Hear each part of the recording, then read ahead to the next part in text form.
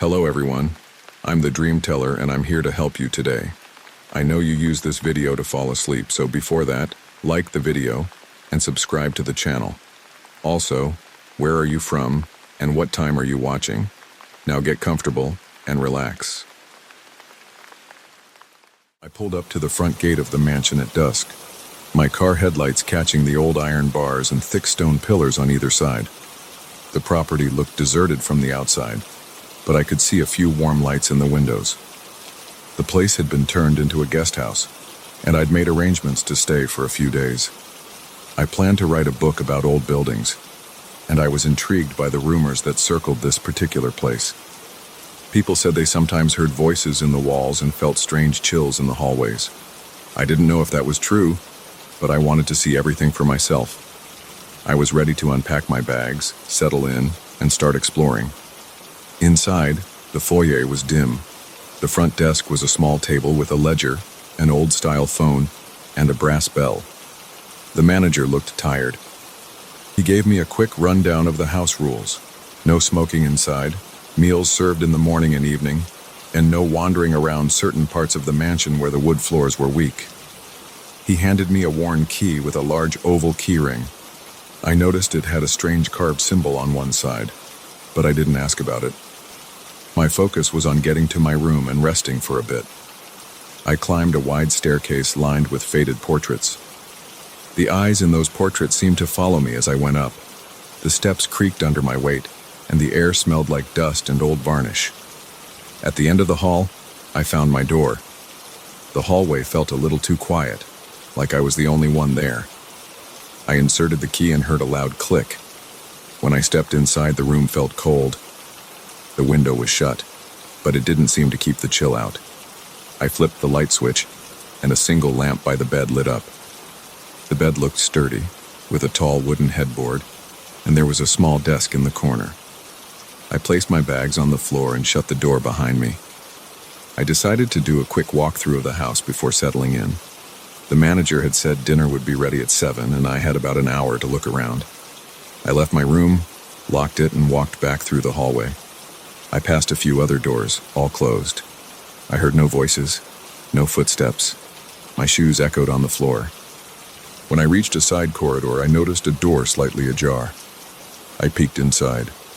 It was a lounge with old furniture, a fireplace, and shelves filled with dusty books. A single overhead light was on, casting weak illumination over the chairs. I stepped in and looked around. The air felt stagnant, and I caught a faint, musty odor, like wet paper. I spotted a set of letters on a small coffee table. They looked old, so I picked them up. The envelopes were yellowed, and the ink on the addresses was fading. I wanted to read them, but I figured they might belong to the house records. I set them down and made a mental note to ask the manager about them later. Then I heard a soft creak behind me.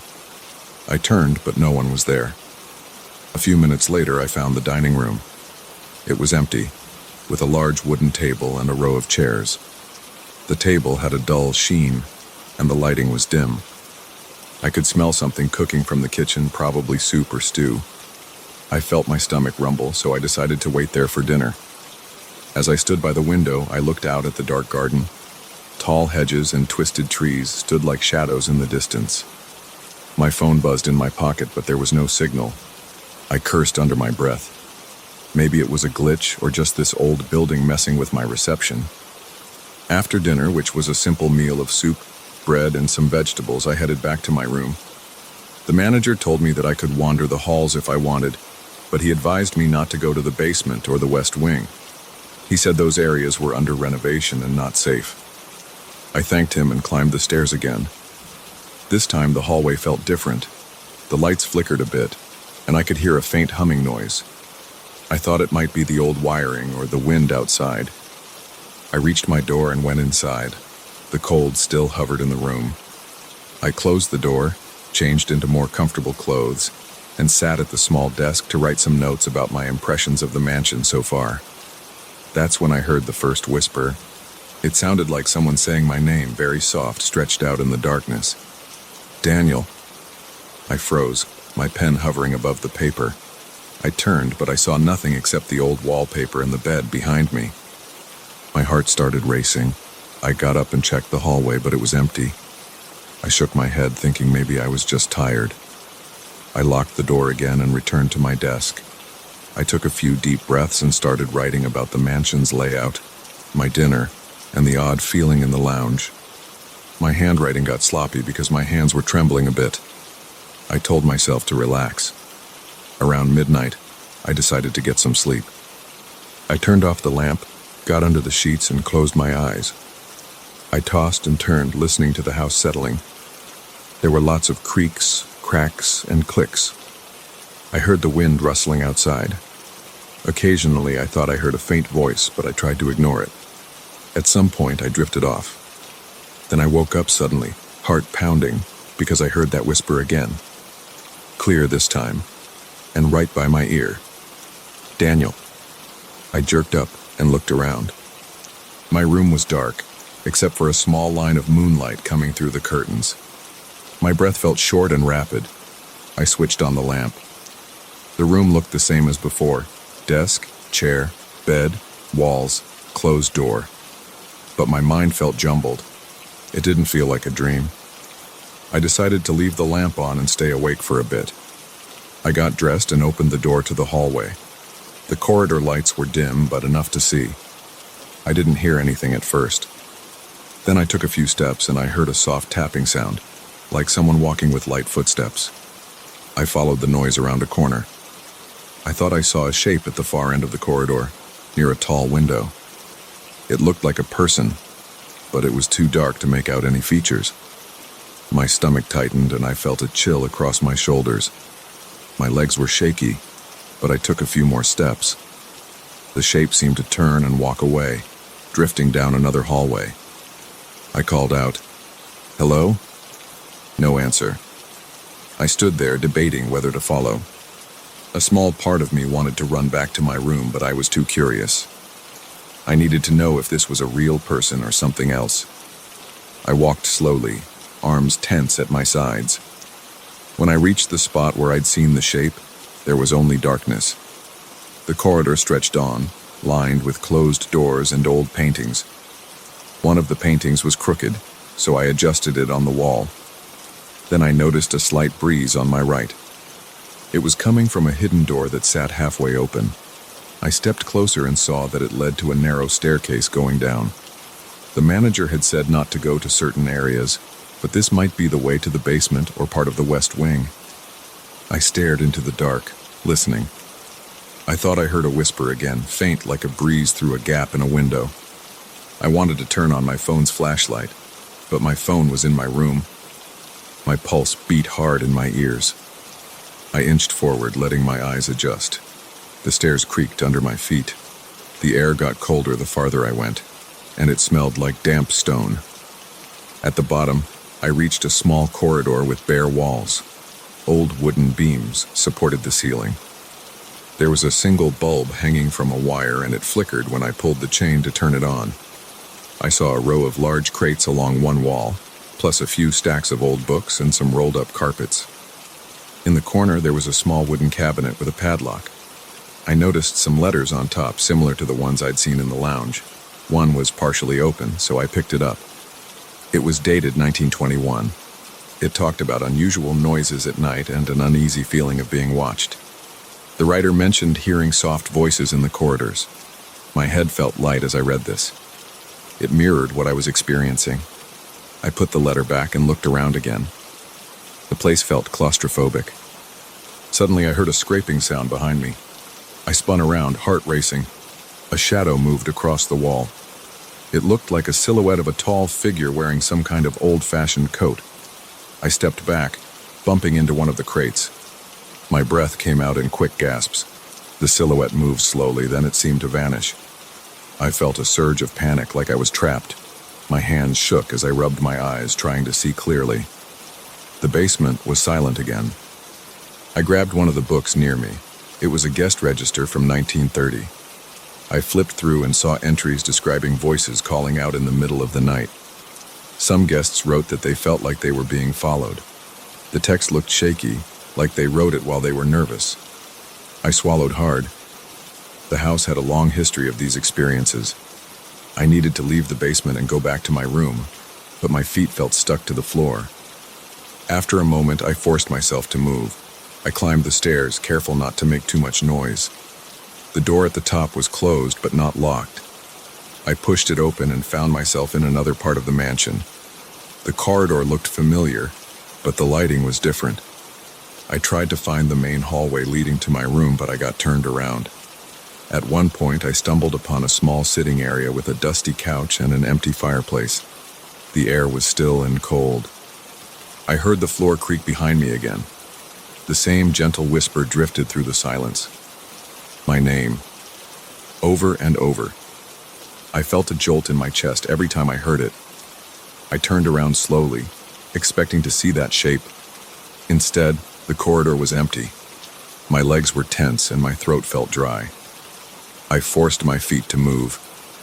I walked until I recognized a painting near the top of the main staircase. Once I found that, I hurried back to my room. I slammed the door behind me and locked it. My hands were shaking so much that I fumbled with the lock a few times. I sat on the edge of the bed trying to steady my breathing. My heart pounded hard against my ribs. The mansion felt alive, like it was trying to get my attention in 100 different ways. I leaned forward, elbows on my knees, and listened. The only sound was the clock ticking softly on the dresser. I waited, expecting another whisper. Nothing came. Eventually, I lay down, not bothering to undress. I kept the lamp on again. My eyes burned from being so tired, but my mind was racing. I thought about all those letters describing the same things I was experiencing. The hushed voices, the feeling of being watched, the cold spots. It was all real, or at least it felt real. I wondered if the figure wanted to show me something or tell me something, but I had no idea how to respond. I closed my eyes, forcing myself to rest. When morning came, the light through the curtains woke me. I realized I'd fallen asleep for a couple of hours, still dressed with the lamp on. My neck felt stiff, and my back ached. I got up, splashed water on my face in the small bathroom, and checked my reflection. My eyes were red, and I had dark circles. I felt groggy.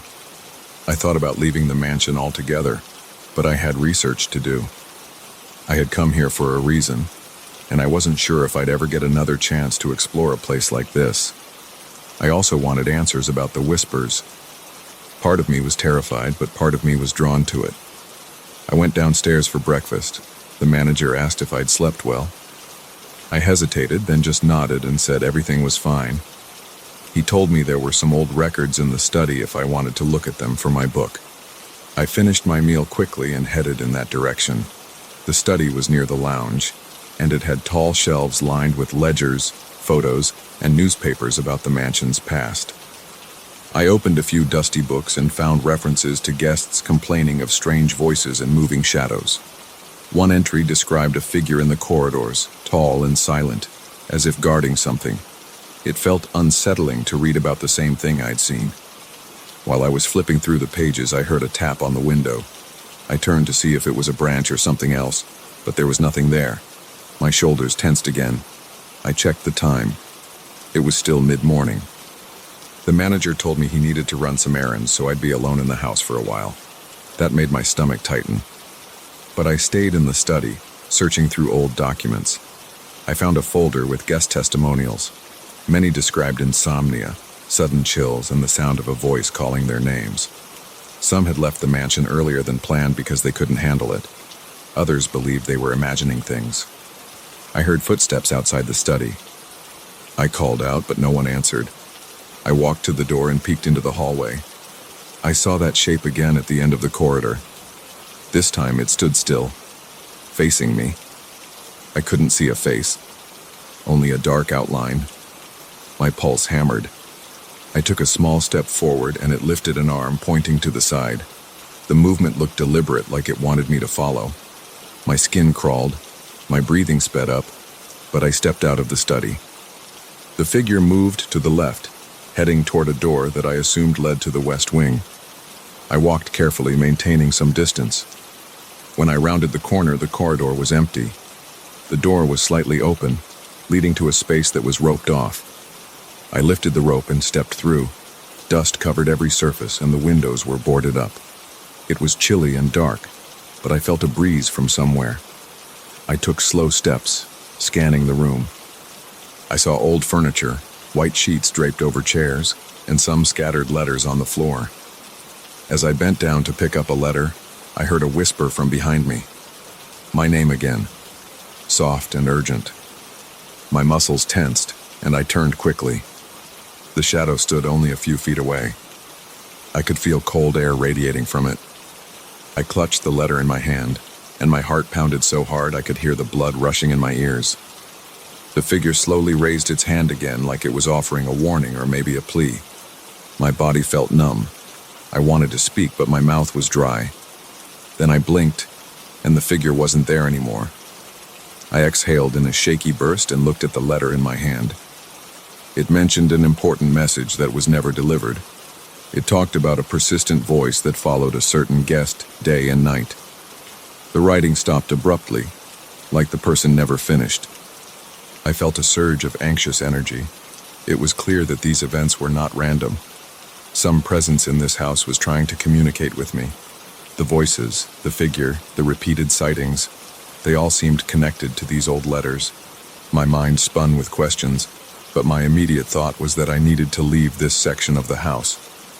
The thick dust and the oppressive cold made it hard to breathe. I put the letter in my jacket pocket and hurried back down the corridor. The rest of the day was spent in a tense state. Every little sound made me jump. Every shift in the shadows felt like someone watching. I kept thinking about the figure pointing and the letters describing the same experiences I was having. I realized that I couldn't tell what was real anymore. The voices called my name. The shape drifted through the corridors. I wasn't sure if it was just the old building playing tricks on me, or if something was genuinely trapped here trying to reach out. My gut told me it was real, but my rational mind fought back. I decided that tonight I would keep my door locked, stay in my room, and not wander around. I'd gather my things in the morning and check out. My plan was to leave this place and put distance between me and those whispers before they drove me over the edge. I went upstairs and entered my room. I locked the door, slid a chair under the doorknob, and sat on the bed waiting for night to come. My heart still felt tense and my skin tingled with anticipation. If the whispers started again, I would ignore them. If the figure appeared under my door, I would stay put.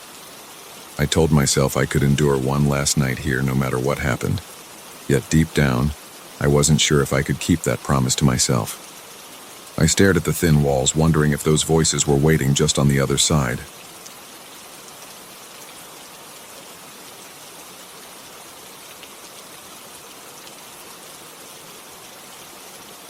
I didn't believe in strange energy or paranormal things before I brought that painting into my home. I'd heard stories about objects that carried a certain weight, but I always brushed them off. That changed the moment I unwrapped the old frame I inherited from my uncle. It was a large painting of a field of wildflowers under a bright sky. It looked harmless at first.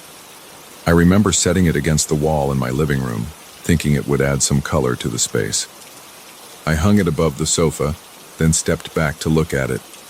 The colors were faded, but I saw these soft purple flowers clustered in the foreground. There was a distant tree line, but it appeared calm. My living room felt normal that afternoon. I remember turning on the TV and trying to relax, but my attention kept drifting back to the painting. Something about the colors felt off. There was a cool draft in the room, even though I'd closed all the windows. I shrugged it off as a minor house quirk. It was just an old place after all. The next morning, I woke up and walked into the living room. The painting looked different. I stared at it for a good minute, my eyes trying to figure out why. I realized that the purple flowers in the foreground weren't as bright. They looked wilted, almost brown at the edges. I blinked, wondering if I'd missed that before. The sky in the background also seemed a shade darker. I felt this cold tension in my chest, but I tried to stay calm.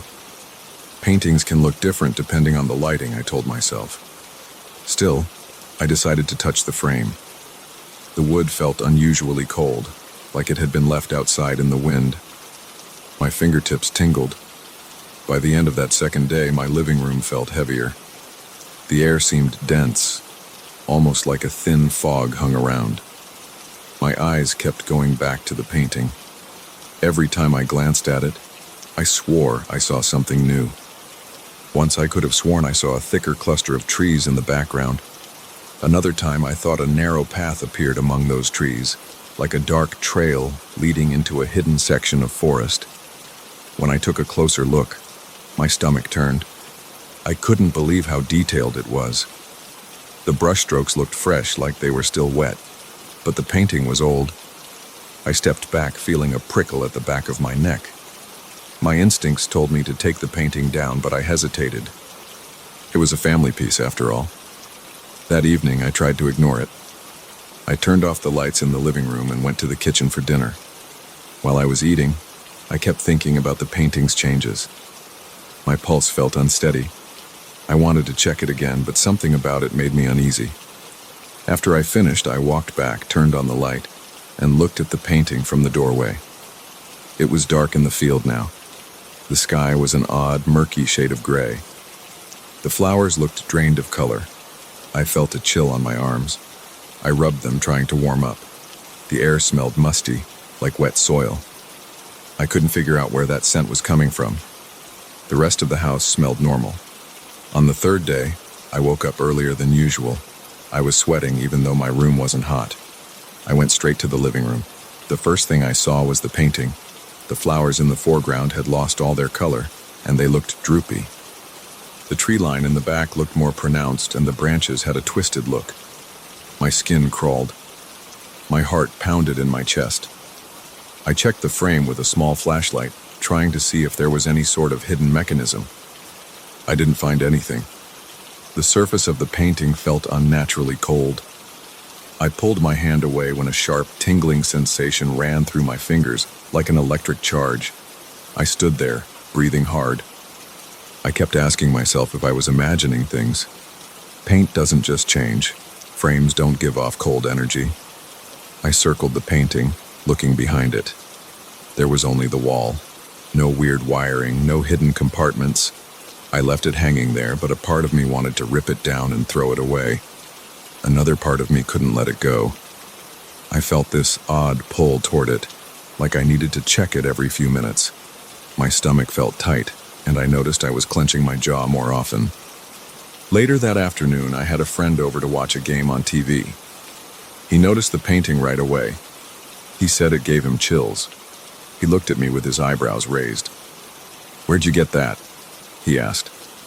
I told him it was an inheritance from my uncle. He whistled and said something about it feeling cold in the room. I tried to laugh it off, but I felt sweat forming on my forehead. We watched the game for a while, but every so often I'd catch him glancing at the painting. Finally, he got up to leave, complaining that his arms had goosebumps. After he was gone, I stared at the painting again. I noticed the trees in the background had somehow gained more detail. They looked knotted and dark, almost like old bones. I felt a jolt of nausea. I had to sit down. That night, I attempted to cover the painting with a heavy blanket. I told myself that if I didn't see it, maybe I could forget about it. But I couldn't sleep. The air in my living room felt strangely thick. I lay in bed and stared at the ceiling. Around 2 a.m., I got up, walked into the living room, and turned on the lamp. The blanket had slipped off the painting. The lower half was exposed. I moved closer, even though my hands were shaking. I saw the field was darker. The flowers looked like they'd crumbled. The sky was now a deeper shade of gray, almost black near the top. My breath caught in my throat. I touched the frame again. It felt like ice. My teeth started to chatter, and my heart pounded so loud I could hear it in my ears. On the fourth day, I woke up with a stiff neck. My entire body felt tense. I walked straight to the painting, pulled it off the wall, and placed it face down on the floor.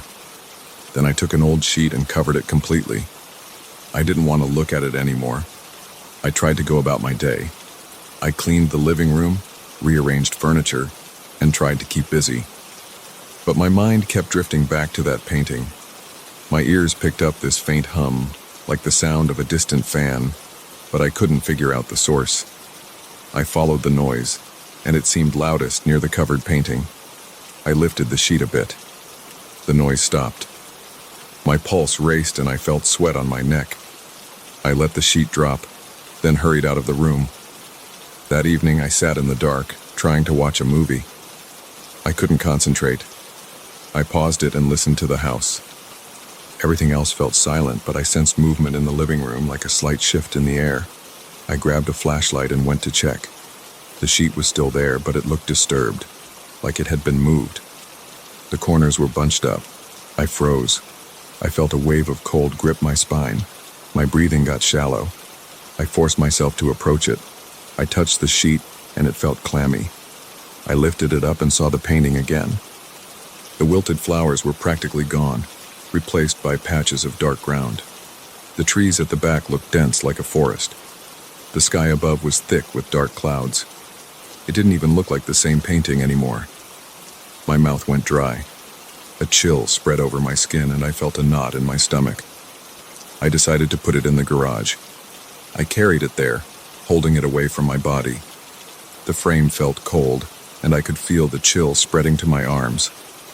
I kept swallowing, trying to calm myself. I placed it against the wall in the garage and covered it with a tarp. I felt relief for a moment.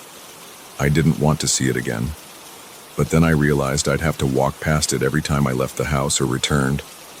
The idea of that made me uneasy. I tried to sleep that night, but I had nightmares. I dreamt of twisted tree branches scraping against the house. I woke up sweating, my sheets damp. The next day, I tried to work from home, but I couldn't focus. I kept thinking about the painting in the garage. Around noon, I decided to check it. My hands trembled as I pulled back the tarp. The painting looked even darker. It felt like a scene from a cold wilderness. The twisted tree line took up most of the space now. I saw small details I hadn't noticed before. There were branches sticking out at odd angles, forming bizarre shapes. I felt that same hum in my ears, an eerie static that made my head pound. I dropped the tarp back down. I needed fresh air, so I stepped outside for a while. I managed to stay away from it for the rest of the day, but by evening, I found myself drawn to it again. My heart sank each time I thought about it. I hated this feeling, but I also felt compelled to check it. It was like a silent call that wouldn't let me rest. So I went back to the garage, turned on the overhead light, and lifted the tarp again. This time, I felt a numbness in my fingertips, like the painting was draining my energy. The sky was almost pitch black, and that forest looked even thicker.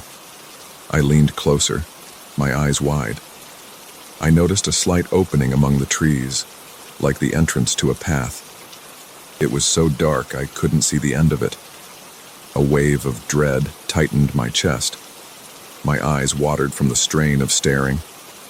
My hands were shaking so much I dropped the tarp. I stumbled back and nearly fell against a shelf. I decided to try something else. Maybe if I put it in a locked closet I wouldn't feel the pull. So I carried it inside, avoiding eye contact with that dark scene. I placed it in a spare closet and locked the door. Then I slid a heavy box in front of the closet for good measure. I sat on my couch for a while, feeling that strange hum in the back of my head. I could still sense it even through the walls. My living room felt cold. My arms were covered in goosebumps. I turned on every light in the house, hoping that would help. It didn't.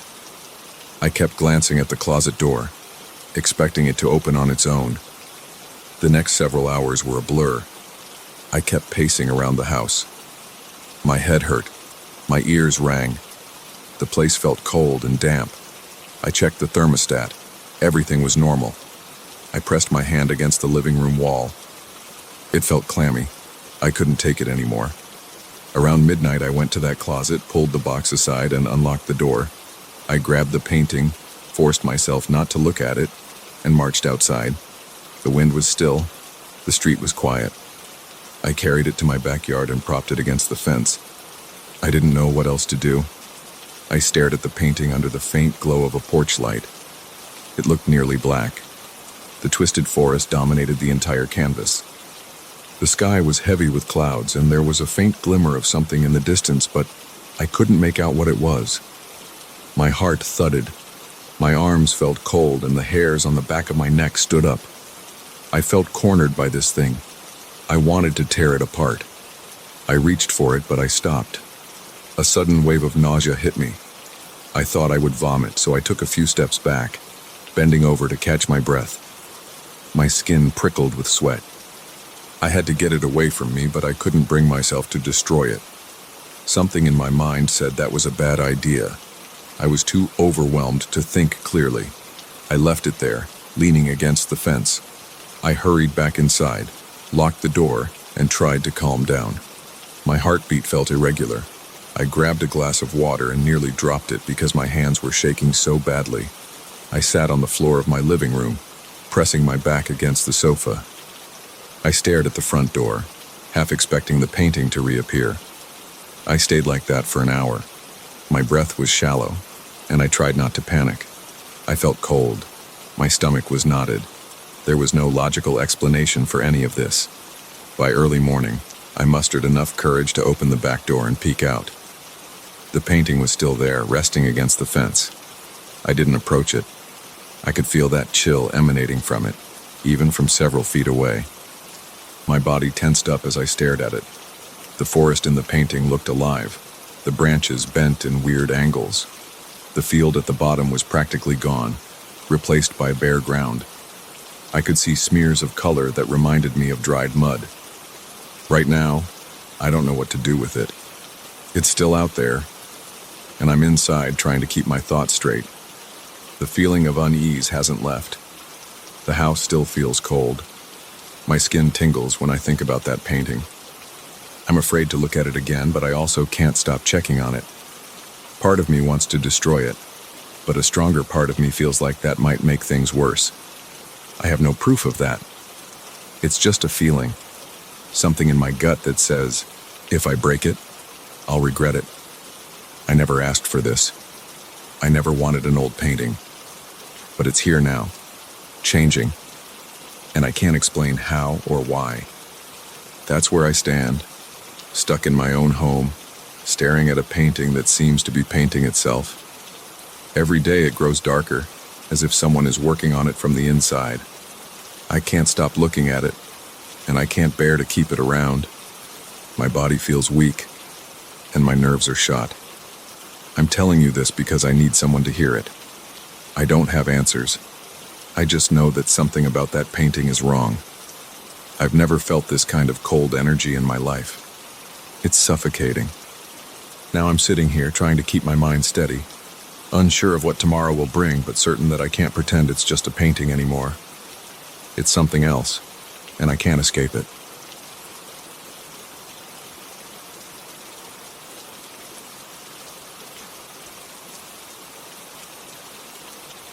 I moved into this old building 3 weeks ago. I'd heard rumors about its hallways and how people got lost trying to find their own apartments. I always thought those stories were exaggerated. Tonight, though, I'm not so sure. I've just come across something that I can't explain. A door I've never seen before, made of rusty iron and wedged into a corner of a corridor that seemed to appear out of nowhere. It's late, and I can't shake the feeling that I shouldn't be here. But I'm standing in front of this door anyway, wondering if I should open it. I first noticed the building's odd layout on my second day here. The corridors twist around in a confusing pattern, and it took me a while to memorize the route from the lobby to my apartment. The walls are covered with old wallpaper that peels in the corners. The floorboards creak in places, and the ceiling bulbs are dim. If you're not careful, you'll find yourself at a dead end that leads nowhere. People say that's part of the charm of a historic place like this, but it's also unsettling when you're coming home late at night. Earlier this evening, I went out to buy groceries. On my way back, I missed a turn because the hallway near the stairwell looked different. The lights flickered. I spotted an extra door that I swear hadn't been there before, but it turned out to be a service closet. That should have tipped me off. Strange things happen here. Instead, I just brushed it off. I told myself I was tired from work and needed to get home. I never suspected it was a sign that something else was waiting around the corner. Around midnight, I got restless. I couldn't sleep. The apartment felt stuffy and too quiet, so I decided to explore. I left my place and wandered down the hall with a small flashlight. I didn't bother turning on the overhead lights because I figured I'd just take a short walk, then come back. I walked past the elevator and turned right. Then I went left at a hallway that usually leads to a locked storage room, but I noticed the corridor seemed longer. It extended past the storage room door, which was strange. The air felt heavier. There was a smell of dust and old wood. I kept going. After a few more steps, I saw this iron door on my right. It looked old, with red-brown rust around the edges. There was no sign on it, no indication of what might be behind it. I leaned in and tried to hear anything inside. It was silent. I tried the handle. It gave way with a squeak like the hinges hadn't moved in years. When I opened the door, I saw a spiral staircase descending into darkness. I aimed my flashlight down the steps. The staircase looked narrow and made of iron as well. It reminded me of something you'd find in the basement of an old factory, though I won't use any fancy description for it. It just looked worn and unsafe, like it might collapse if I put my full weight on it. Still, it seemed solid enough to hold me. My heart started beating faster. My hands felt a bit clammy on the flashlight. I considered turning around, but something about that hidden staircase pulled me in. I took one step onto the spiral stairs. The metal rang under my foot. I felt a chill crawl up my back. The air smelled damp. I couldn't see anything beyond the small circle of light from my flashlight. I looked over my shoulder. The door was still open behind me. Part of me wanted to prop it open, but it didn't look like it would stay without something to hold it. I picked up a small piece of debris from the hallway floor, a broken doorstop or something similar, and wedged it between the door and the frame. It wasn't much, but I hoped it would keep the door from shutting. Then I continued down. At first I thought maybe I'd find a boiler room or some old storage space, but the steps kept going. The spiral wound deeper and deeper. After maybe 2 full rotations, I reached a new landing. There was a short corridor here, barely wide enough for me. The ceiling hung low and the walls were made of old brick. I shined my flashlight along the floor. It was covered in dust and small rocks. There was no decoration, no furniture. It didn't feel like part of a normal basement. I saw another section of the spiral stairs continuing down. I glanced back. The way up was there, but the corridor behind me stretched into darkness, and I felt a strange urge to see what was at the end of it. I decided to explore the corridor first. Each step I took made a soft crunch on the debris under my shoes. The air felt even thicker here. My throat started to itch. I coughed.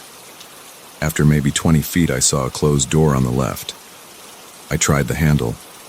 It wouldn't budge. I leaned my shoulder into it, but it felt like it was sealed shut. The door was wooden with an old iron knob. No luck.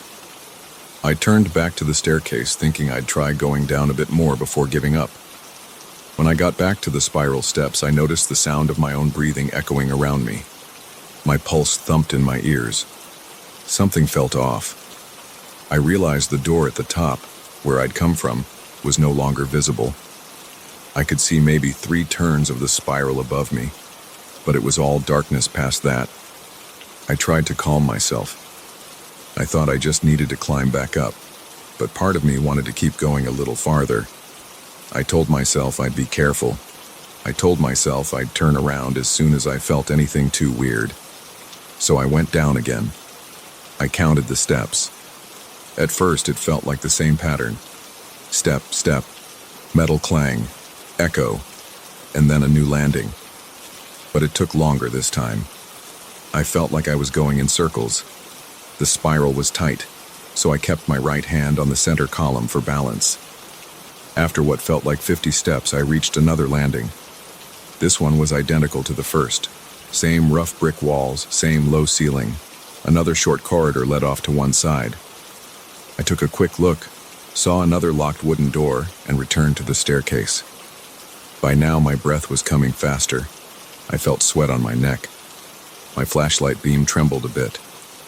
I considered turning around, but I was curious, or maybe too stubborn. I wanted to see if there was an actual basement or if this was some weird hidden section of the building. I started walking down more steps. This time I lost track of how many I took because I began hearing sounds. It started as a faint hiss, like air escaping through a vent. I stopped and held my breath, pressing myself against the cold metal railing. The sound seemed to come from below me, but it echoed so strangely that I couldn't pinpoint its source. I aimed my flashlight down. The steps just spiraled into darkness. I kept going. My body felt tense. My shoulders were tight. My mind started playing tricks on me. I thought I saw shapes moving at the edge of the flashlight beam, but it was just the curve of the stairs and the faint shadows. After a few more rotations, I arrived at another identical landing. I realized the layout was repeating.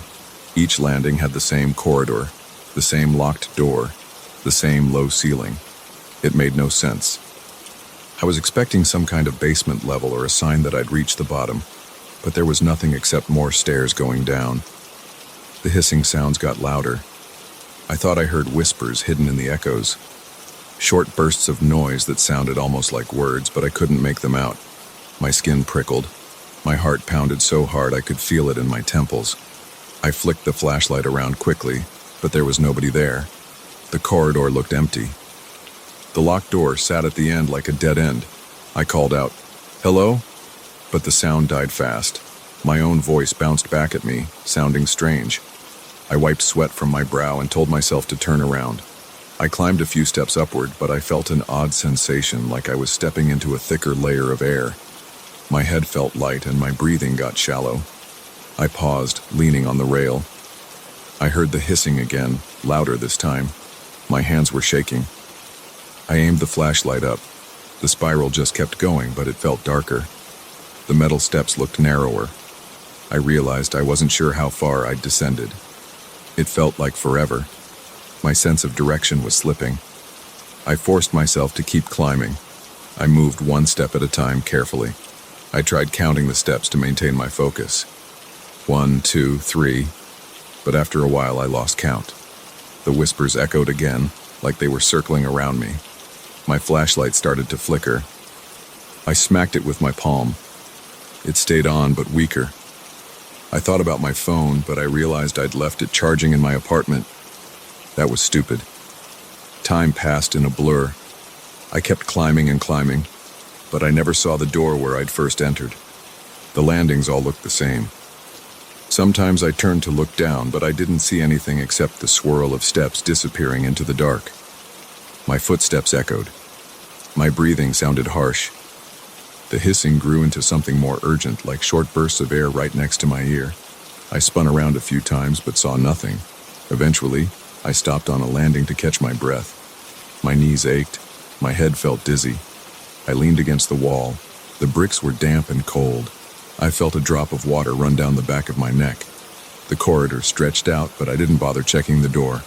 I knew it would be locked. I had this feeling that everything down here was the same. I started to wonder if the building was playing a trick on me, or if I'd wandered into some hidden part of it that never ended. I sat on the top step of the next flight and listened. The whispers seemed to come from far away now, but I could still sense them. Every few seconds there was a faint hiss or a soft murmur. My mouth was dry. I swallowed, but my throat felt scratchy. The flashlight was getting dimmer. I told myself I had to keep trying to get back up. I stood up and climbed again. My legs felt shaky. I gripped the railing. Every few steps I glanced around. The corridor on each landing looked the same. I tried kicking one of the doors in frustration, but it didn't budge. I yelled, "Help!" but it only echoed back. The sound felt hollow. My chest tightened. I realized I was panicking. I tried to slow my breathing, but the short, rapid gasps wouldn't stop. I'm not sure how long I kept at it. At some point, I lost track of which direction I was going. The spiral made me dizzy. I started thinking maybe I was going down instead of up. The landings blended together. My flashlight flickered out for a moment. I shook it until the beam returned, but it was weaker than before. My stomach churned. My shoulders burned with tension. My shirt was soaked with sweat. I took a break on another landing and pressed my ear to the locked door, hoping to hear something. Voices, pipes, anything. I heard a faint hiss, then a distant laugh that might have been my imagination. I jerked back. I felt my heart hammering. I stepped away from the door. I turned toward the stairs again, but couldn't decide which direction was up or down. I pointed my flashlight both ways. It all looked the same. The metal steps, the brick walls, the stale air. I felt trapped. I said out loud, "This has to end somewhere." My own voice sounded shaky. I picked a direction that I thought was upward and took a few steps. Then I stopped. The hissing noise swirled around me, as if it was coming from every side. My chest felt tight. My fingers were numb. I realized I couldn't see the place I'd come from anymore. The landings above and below merged into one continuous spiral of shadows. I started walking again, not even sure which way I was going. I just wanted to find a door that opened or a sign of an exit. The building had to have limits. There had to be a top or a bottom. But my flashlight's beam began to fade. The circle of light on the steps in front of me got smaller. I forced my feet forward. My lungs felt like they weren't getting enough air. I was hyperventilating. I tried to calm down, but the darkness pressed in from every side. After a few more steps, the flashlight died. Everything went black. My pulse thundered in my ears. I reached out, felt the center column of the spiral staircase, and tried to keep moving. Each time I put my foot on a step, I tested it carefully. I felt tears in my eyes, but I wiped them away. My mind was spinning with questions about how any of this could be real. But I kept walking, one slow step after another, hoping I'd eventually see some kind of light or reach a doorway that led out. I've been at it for what feels like hours. My throat is raw from breathing the stale air. My muscles ache. Sometimes I pause and listen, but all I hear is my own shaky breath and those soft hissing whispers in the distance. They never stop. They swirl around me, getting louder at times, then fading again. I try to talk to myself to stay focused. I say things like, "Stay calm, keep going." But my voice sounds small in this darkness. Right now I'm on another landing. The walls feel cold and damp, and I can't see anything. My flashlight is useless. My phone is upstairs in my apartment. I have no idea how to get out. I'm alone with these echoes. Every once in a while I think I see a faint glow somewhere, but when I move toward it, it vanishes. My heart pounds so hard it hurts. The hissing gets closer, like breath on my neck, but there's never anyone there. I'm not sure how long I can keep climbing. My body is exhausted. My mind is reeling. I keep expecting to find a final door, or maybe the one I wedged open at the start, but it doesn't appear. I feel like I'm trapped in this spiral forever, with only these whispering echoes for company. I don't know if I'll ever make it back. I don't even know if there is a way back. All I can do is keep climbing and hope that somewhere up ahead, I'll find that rusted door that leads out of this nightmare. Until then, I'm stuck here in the dark, listening to the hiss of whatever lives in these endless stairs.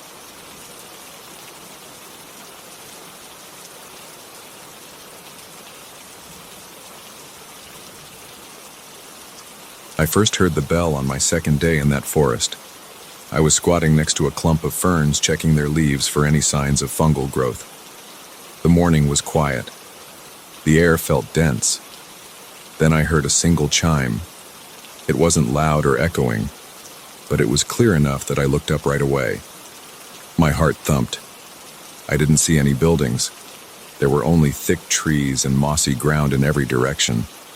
I stood there with my mouth half open, listening. Nothing else happened. The bell went silent. I was there on a research project. I was supposed to collect samples of local plants, label them, record growth patterns, and then send everything back to the lab in town. It was routine work. I had done it many times, but never in such an isolated spot. My campsite was at least 2 miles from a dirt road, and that dirt road was itself about 20 miles from any small settlement. There was no reason for a bell to ring out there. I felt uneasy. My skin prickled. My hands felt shaky for a moment, but I forced myself to ignore it and went back to my plants. Later that afternoon, I heard the bell again. It sounded like it was coming from somewhere uphill. I tried to follow the direction of the sound, but it faded before I could pinpoint where. The trees were thick and the ground sloped in odd angles. By the time I reached a cluster of ancient pines, I wasn't sure where I had started. The sound never returned that day. At night, I couldn't stop thinking about it. I lay in my small tent, eyes on the nylon ceiling. I listened to the breeze moving through the leaves. I kept waiting for another chime. Eventually, I fell asleep. The next morning, I decided to take a more organized approach. I packed up a small backpack with some water and snacks. I took my compass. I also grabbed a small notebook to keep track of my location. Around noon, I heard that same bell. It was faint, like it was coming through a layer of thick fabric. I tried to remain calm. I wrote down the general direction. I walked slowly, trying to keep my footsteps quiet, as if I might scare the bell away. After about 15 minutes, I heard it again. It sounded a bit clearer. I changed direction and tried to go straight toward it. The undergrowth was dense, and the terrain was uneven. My boots sank into patches of wet soil. My jeans got ripped by thorny bushes. I kept going until I reached a small clearing. At first, I didn't see anything that looked like a bell. I saw a flat patch of grass. I saw stones covered in moss. Then I noticed a large structure near the center of the clearing. It was made of old, dark stones, and it looked like an arch. Hanging inside the arch was a metal bell, greenish with rust and age. I felt a rush of adrenaline. My mouth went dry. I swallowed hard. The bell was big, maybe 2 feet wide. There was a thick rope attached to its clapper, but the rope was frayed at the bottom and just hung there unmoving. I approached it carefully. The bell looked like it hadn't been rung by a person in decades. Moss trailed down one side. The arch had cracks running through the stones, and chunks of it were missing. I looked around for any sign of footprints or paths, but I only saw untrodden grass. I stood there, my hand on my chest. My pulse felt strong against my palm. The area was silent. I wondered how it had rung at all. I walked a slow circle around the structure, checking for wires or anything that could have made it chime. I found nothing. I stayed in that clearing for over an hour, waiting to see if the bell would ring again. It didn't. So I left, but I noted my exact coordinates in my notebook. I returned to my camp. I ate a quick meal of canned beans and crackers, then tried to relax. That night at around 10, I was cleaning my mess kit when I heard 3 distinct rings echo through the forest. Each ring was spaced out by a few seconds. My hand jerked so hard I almost dropped my pot. My heart pounded. My stomach felt tight. I grabbed my jacket, turned on my flashlight, and rushed out of my campsite. The sound seemed to be coming from the same direction as before, but it was too dark to navigate properly. My flashlight beam caught tree trunks and branches. I tripped on exposed roots. Eventually, I gave up, but I could still hear those 3 rings in my head as I lay awake in my sleeping bag. The next day, I packed up more supplies and went back to the bell. Once again, it was silent. I stared at it for a long time. I touched its surface. It felt cold, even though the day was warm.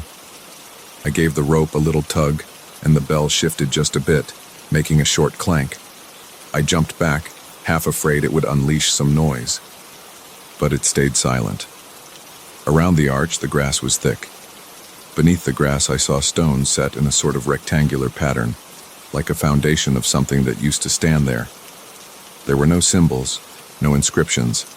Everything looked plain, just old. That night, I decided to head out to the clearing in the dark. I grabbed my flashlight, some extra batteries, and a small lantern. I wanted to see if the bell would ring on schedule.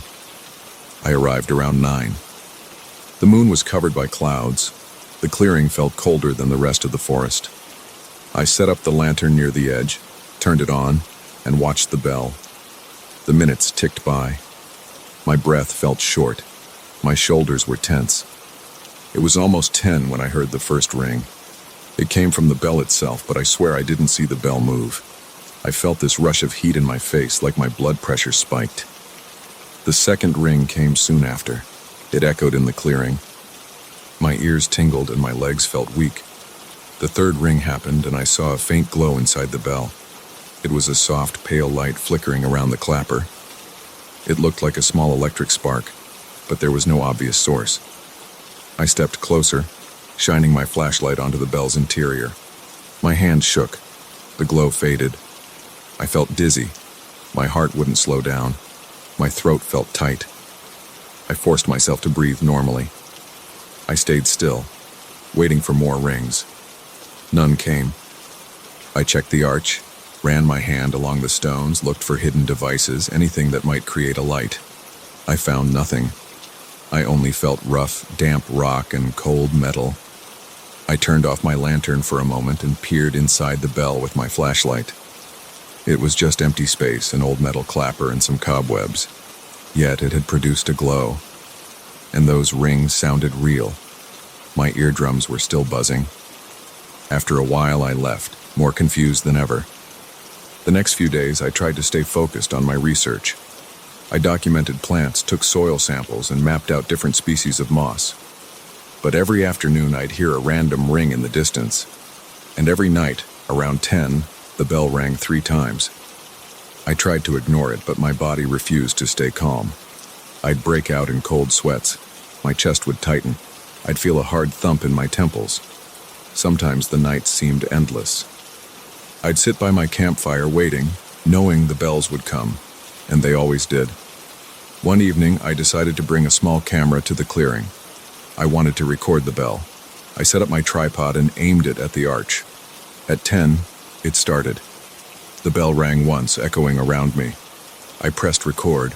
My hands were clammy. The second ring made my heart pound. I felt the camera shaking under my grip. The third ring came, and that same pale light shimmered inside the bell. I stared. My muscles tensed. The light flickered, then died out. I stopped the recording and played it back, but I only heard static. There was no bell sound on my video. I squinted at the screen. The bell looked normal, with no glow. It was just dark. My hands started trembling. I kept replaying the clip, convinced I must have missed something. But the video showed me standing in a silent clearing, pointing the camera at a bell that never moved. I left the clearing. I stumbled through the trees, breathing hard. My mouth felt dry. The forest felt oppressive that night. The wind made the branches sway, and every noise startled me. When I got back to camp, I went straight into my tent, zipped it up, and tried to calm down. I told myself I should leave the next morning, but part of me wanted to figure out what was happening. Sleep barely came. My heart pounded all night. I kept replaying the same question. Why a bell in the middle of nowhere, and why did only I seem to hear it? The following day, I searched for any historical records about the area on my laptop. I had some files stored offline. I found nothing that mentioned a church or a chapel. I tried scanning old maps, no structures, just forest. I walked back to the clearing in the afternoon, determined to study the arch in daylight. I circled it, took pictures, checked every stone. I noticed some stones had chips that looked like they came from tools, but it all looked too worn to identify. At one point, I sat on a fallen log near the clearing, writing notes. I was so focused I almost missed the faint ring that echoed again. It was around 3 in the afternoon. I glanced up in time to see the bell sway slightly. But there was no wind. The rope didn't move. The inside of the bell looked dark and still. Yet I heard the chime. My pulse slammed in my chest. My fingertips tingled. I felt a lump in my throat. After that, I stayed in the clearing until sunset. I wanted to see if something changed before the nightly triple ring. Nothing happened. As darkness fell, I turned on my flashlight. I kept my eyes locked on the bell. I was determined not to look away at 10. When the first ring came, I flinched, but I didn't blink. I saw a faint flicker inside the bell, like a small flame. My stomach clenched. The second ring followed. The flicker grew a bit brighter. I took a step forward, ignoring the sick feeling in my gut. The third ring arrived, louder than before. My head throbbed with each beat of my heart. My palms felt slick with sweat. The light glowed stronger for a moment, then vanished. Once again, the bell hung silently. I reached for the rope, intending to pull it. My hand trembled. The rope felt damp and rough under my fingers. My mind raced. I wondered if pulling it would provoke another ring or some new phenomenon. I decided to tug it gently. The bell made a dull clang. Nothing else happened. No second glow, no immediate supernatural effect. My breath came out in a shaky exhale. I dropped the rope and stepped back. My shoulders were rigid with tension. I felt like I had tapped into something I wasn't prepared to handle. I left the clearing, wiping the sweat off my forehead with the back of my hand. Back at camp, I tried to write down my observations, but my pen kept slipping because my hands were sweaty. I drank some water, ate a protein bar, and tried to steady my nerves. I thought about leaving. The forest no longer felt peaceful. It felt like it was pressing in on me. But I wanted answers. I felt this pull, like I was already in too deep to walk away. I told myself I'd stay one more night. If nothing changed, I'd hike out in the morning. That night the bells rang again at 10. I was in my tent. I felt them more than I heard them. Each ring sent a vibration through my chest. My heartbeat sped up in time with each toll like I had no choice. I noticed I was gripping my sleeping bag so hard my knuckles turned white. I counted the seconds in my head, waiting for the 3 rings to end. After the last one, my heart rate gradually slowed. My hands were shaking. My mind felt scattered. I tossed and turned for hours, falling in and out of a restless sleep. At first light, I packed up. I couldn't handle another day of that feeling. I put my research samples in a duffel. I stuffed my tent into its sack. I took a final look around the campsite, making sure I hadn't left anything. Then I glanced toward the direction of the bell. I didn't hear it that morning. The forest felt heavy with silence. My chest felt tight as I started walking. The thought of that old bell in the clearing made my scalp prickle. I kept looking back, half expecting to see or hear something. Nothing came. As I hiked away, I realized my heartbeat was still irregular. I felt on edge, even though I was leaving. The memory of those 3 rings kept echoing in my mind. My steps felt hurried. I wanted distance between me and that clearing. I gripped the straps of my backpack and pressed forward, trying to focus on each footstep. The forest was just a forest again, but it didn't feel calm to me. I wanted out. I didn't plan on coming back. It took me about 3 hours to reach the dirt road. The whole time, I heard no more bells. I was relieved, but I couldn't stop replaying the nightly ringing in my head. My heartbeat would spike every now and then for no reason. I forced myself to keep going until I finally reached my car. Then I slumped behind the wheel, hands still shaking a bit. I stared at the steering wheel and took a few deep breaths. I turned the key and drove off, leaving that place behind. But I can still feel that pressure in my chest when I think about that bell. I can still remember that flicker of light. And I know I never found a real explanation.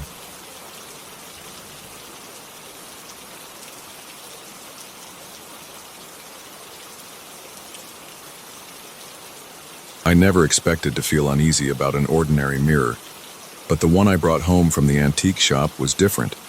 It had a thick gold-colored frame with swirling shapes on the edges. It felt heavier than it looked, and the shop owner didn't say much about it. He just wrapped it up and took my money without making eye contact. I shrugged it off and left, thinking I had found a unique decoration for my living room. I wish I had walked away instead of buying it. I carried the mirror into my house around noon. The hallway was bright, and I remember noticing how the glass caught the light in a strange way. It felt warmer to the touch than I expected. I placed it against the wall near the front door. I wanted to see how it looked before hanging it. I stepped back and glanced at my reflection. That was when I noticed the first small discrepancy. My hair looked the same. My face looked the same, but there was a dark spot on the shoulder of my shirt in the reflection. I looked down at my actual shirt and saw nothing. The fabric was clean. It made me pause. I looked back up, and the spot was gone. The reflection was normal again, and I figured it was just a smudge on the glass. I went to the kitchen, grabbed some glass cleaner, and wiped the mirror until it looked spotless. That afternoon, I walked past the mirror several times, checking out my reflection without thinking about it too deeply. There was this slight flicker at the edges, like my reflection was lagging a fraction of a second behind my movements. I frowned at it and assumed it was my imagination. I work long hours, so I told myself I was just tired. I decided to place the mirror in the living room, above a small table I have near the window. It took some effort to hang it. I used a level tool, hammered in a solid nail, and carefully lifted the mirror into place. When it was done, I stood there to admire my work. I walked to the center of the living room to see if it was aligned properly. I glanced at the mirror's reflection of the space behind me. Everything seemed correct. My couch was where it should be, the curtains were drawn to one side, and the lamp was in the right corner. Then I noticed a door behind me in the reflection. It was the door that leads to my basement storage area. In real life, the door was closed, but the mirror showed it slightly open. It wasn't a big gap, just a crack, but it was enough to see darkness inside. I actually spun around to check. The door was closed. I looked back at the mirror, and now it matched reality. The door was closed in the reflection as well. A wave of nervousness ran through me. My arms felt a little shaky, but I told myself that I must have seen some reflection of the basement door handle in a weird angle. I tried to ignore the feeling.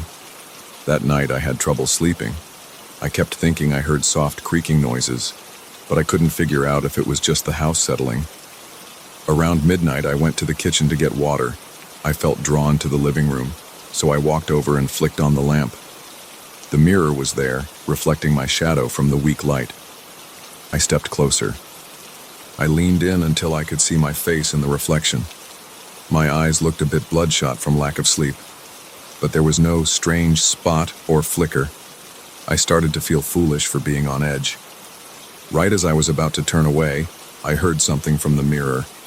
It was a small tapping sound. It was faint, like a soft knock. My heart raced. I took a step back, expecting to see a crack or maybe a bug behind the glass. The mirror's surface was clear. I touched the frame, ran my fingers along the golden edges, and felt my pulse pounding. It was quiet again. I stood there for a few more seconds, breathing heavily. Eventually, I returned to bed, but I couldn't sleep much after that. The next day, I went to work feeling exhausted. I have a small office job that requires me to focus on documents and data entry. I was distracted all morning, glancing at my phone to check the time, wondering what I would see when I got back home. I told one of my coworkers about the weird mirror. He laughed and said antique mirrors often have imperfections. He joked that maybe I was living in a haunted house. I forced a chuckle, but I felt tense inside. It was the way the reflection seemed to shift that bothered me. I kept thinking about that spot on my shirt in the basement door. I tried to brush it aside and focus on my tasks. When I got home that evening, I stood in my living room doorway and looked at the mirror from a distance.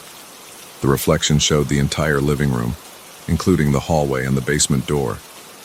Everything was in place. The door was closed, the furniture looked normal, the curtains were open just like they really were. I felt a little relieved. I made some dinner, ate it while watching TV, and then decided to take a quick shower before settling in for the night. After my shower, I walked back into the living room to turn off the lamp. I froze when I noticed the mirror. This time, the reflection showed me walking around in the kitchen, as if I was standing there cooking. But I wasn't in the kitchen. I was right in front of the mirror. I could see my own figure in the background of the mirror's reflection, wearing the same outfit I had on at that moment, but my reflection was doing something else. It was stirring a pot on the stove and looking at the cabinets. It lasted only a second before snapping back to a normal reflection of me standing by the lamp. I stumbled back against the couch, feeling my heart hammering in my chest. I tried to speak out loud, but my throat felt dry. I just kept staring at the mirror, expecting it to change again. My forehead was damp with sweat. After a long moment, I grabbed my phone and thought about calling someone, maybe my coworker, to come see this for themselves. But then I imagined them laughing at me. I put my phone down and walked closer to the mirror. I reached out and pressed my palm against the glass. It felt cold and solid. I could see a faint reflection of my hand lined up with my real hand. Nothing unusual happened right then. I exhaled heavily, turned off the lamp, and headed to my bedroom, leaving the mirror alone. I just wanted to sleep and forget about it. That night, I woke up to a soft, thudding sound. It was faint but rhythmic, like footsteps on a stair. It took me a few seconds to realize it was coming from the living room. My heart started pounding again and my mouth went dry. I slid out of bed, flipped on the hallway light, and stood outside my bedroom, listening. The thudding continued. I walked slowly toward the living room, feeling my skin prickling with goosebumps. When I reached the living room, I saw that the basement door was wide open. I never leave that door open. It sticks a bit, so I usually have to tug it hard to open or close it.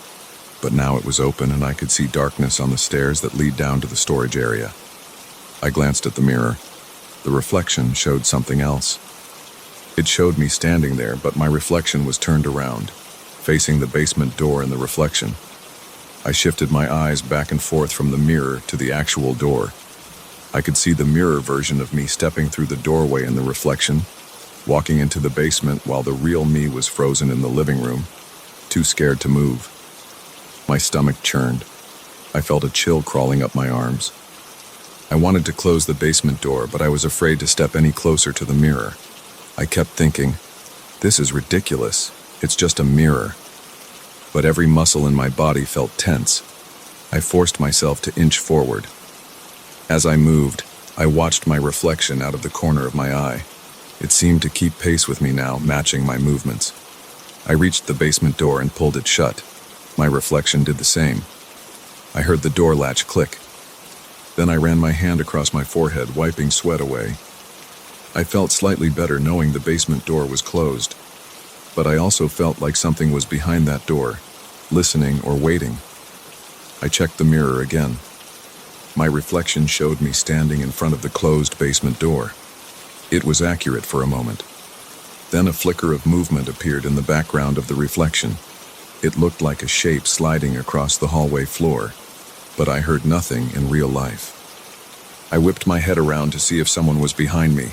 The hallway was empty. When I looked back at the mirror, the shape in the reflection was gone. I felt my skin crawling with fear. My breathing was quick. My heartbeat thumped in my ears. I hurried back to my bedroom and locked the door. I sat on the edge of my bed, trying to steady my breathing. My fingers were trembling. I listened for any more sounds. The house was quiet. I stayed awake for hours, staring at the door, waiting for something to happen. Eventually I lay down, but I didn't get much rest. The next morning I decided I wanted that mirror gone. I got dressed and marched to the living room with the intention of taking the mirror off the wall and putting it in the garage. But when I looked at it, I couldn't bring myself to touch it. My hand hovered near the frame. I felt a cold sensation radiating from the glass.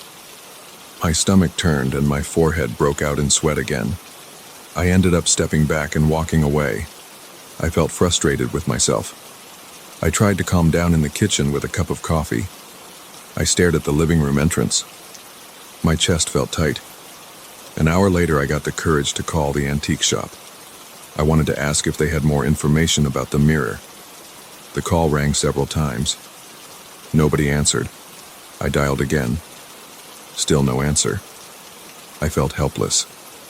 I paced around my kitchen, occasionally glancing at the mirror in the other room. I was afraid it would show something else if I looked too long. But I felt its presence, like it was waiting for me to do something. I forced myself to approach the mirror one more time. I watched my reflection.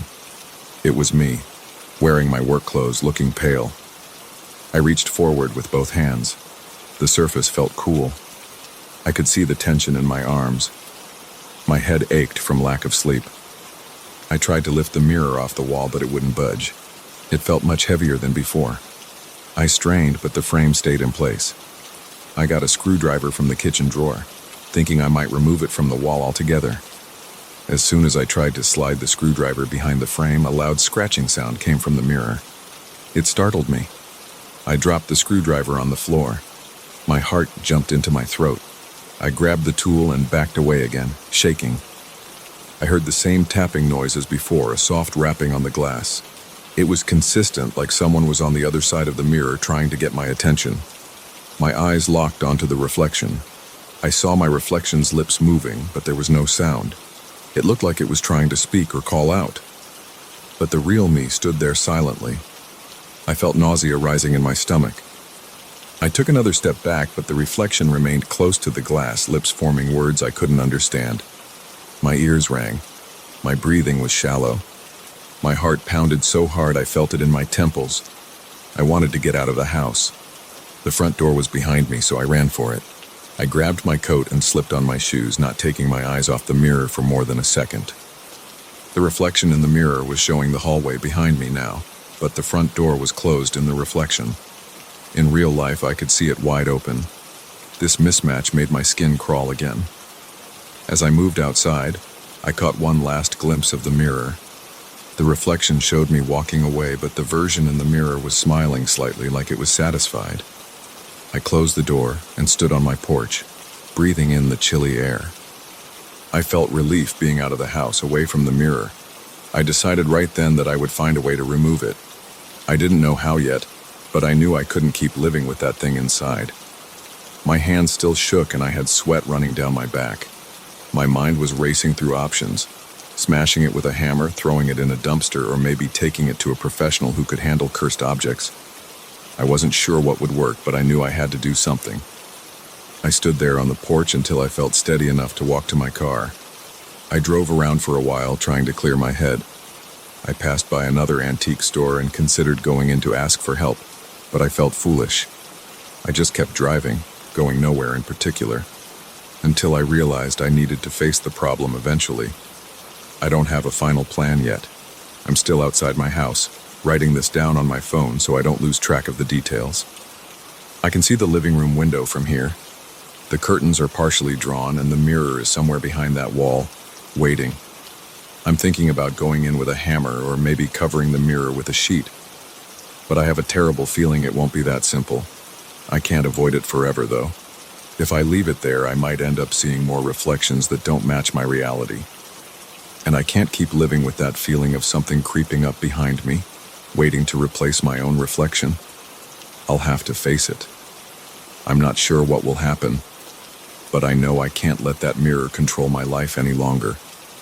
My heart is pounding, but I'm about to go back inside. I'm determined to do something before it tries to keep me inside its reflection for good.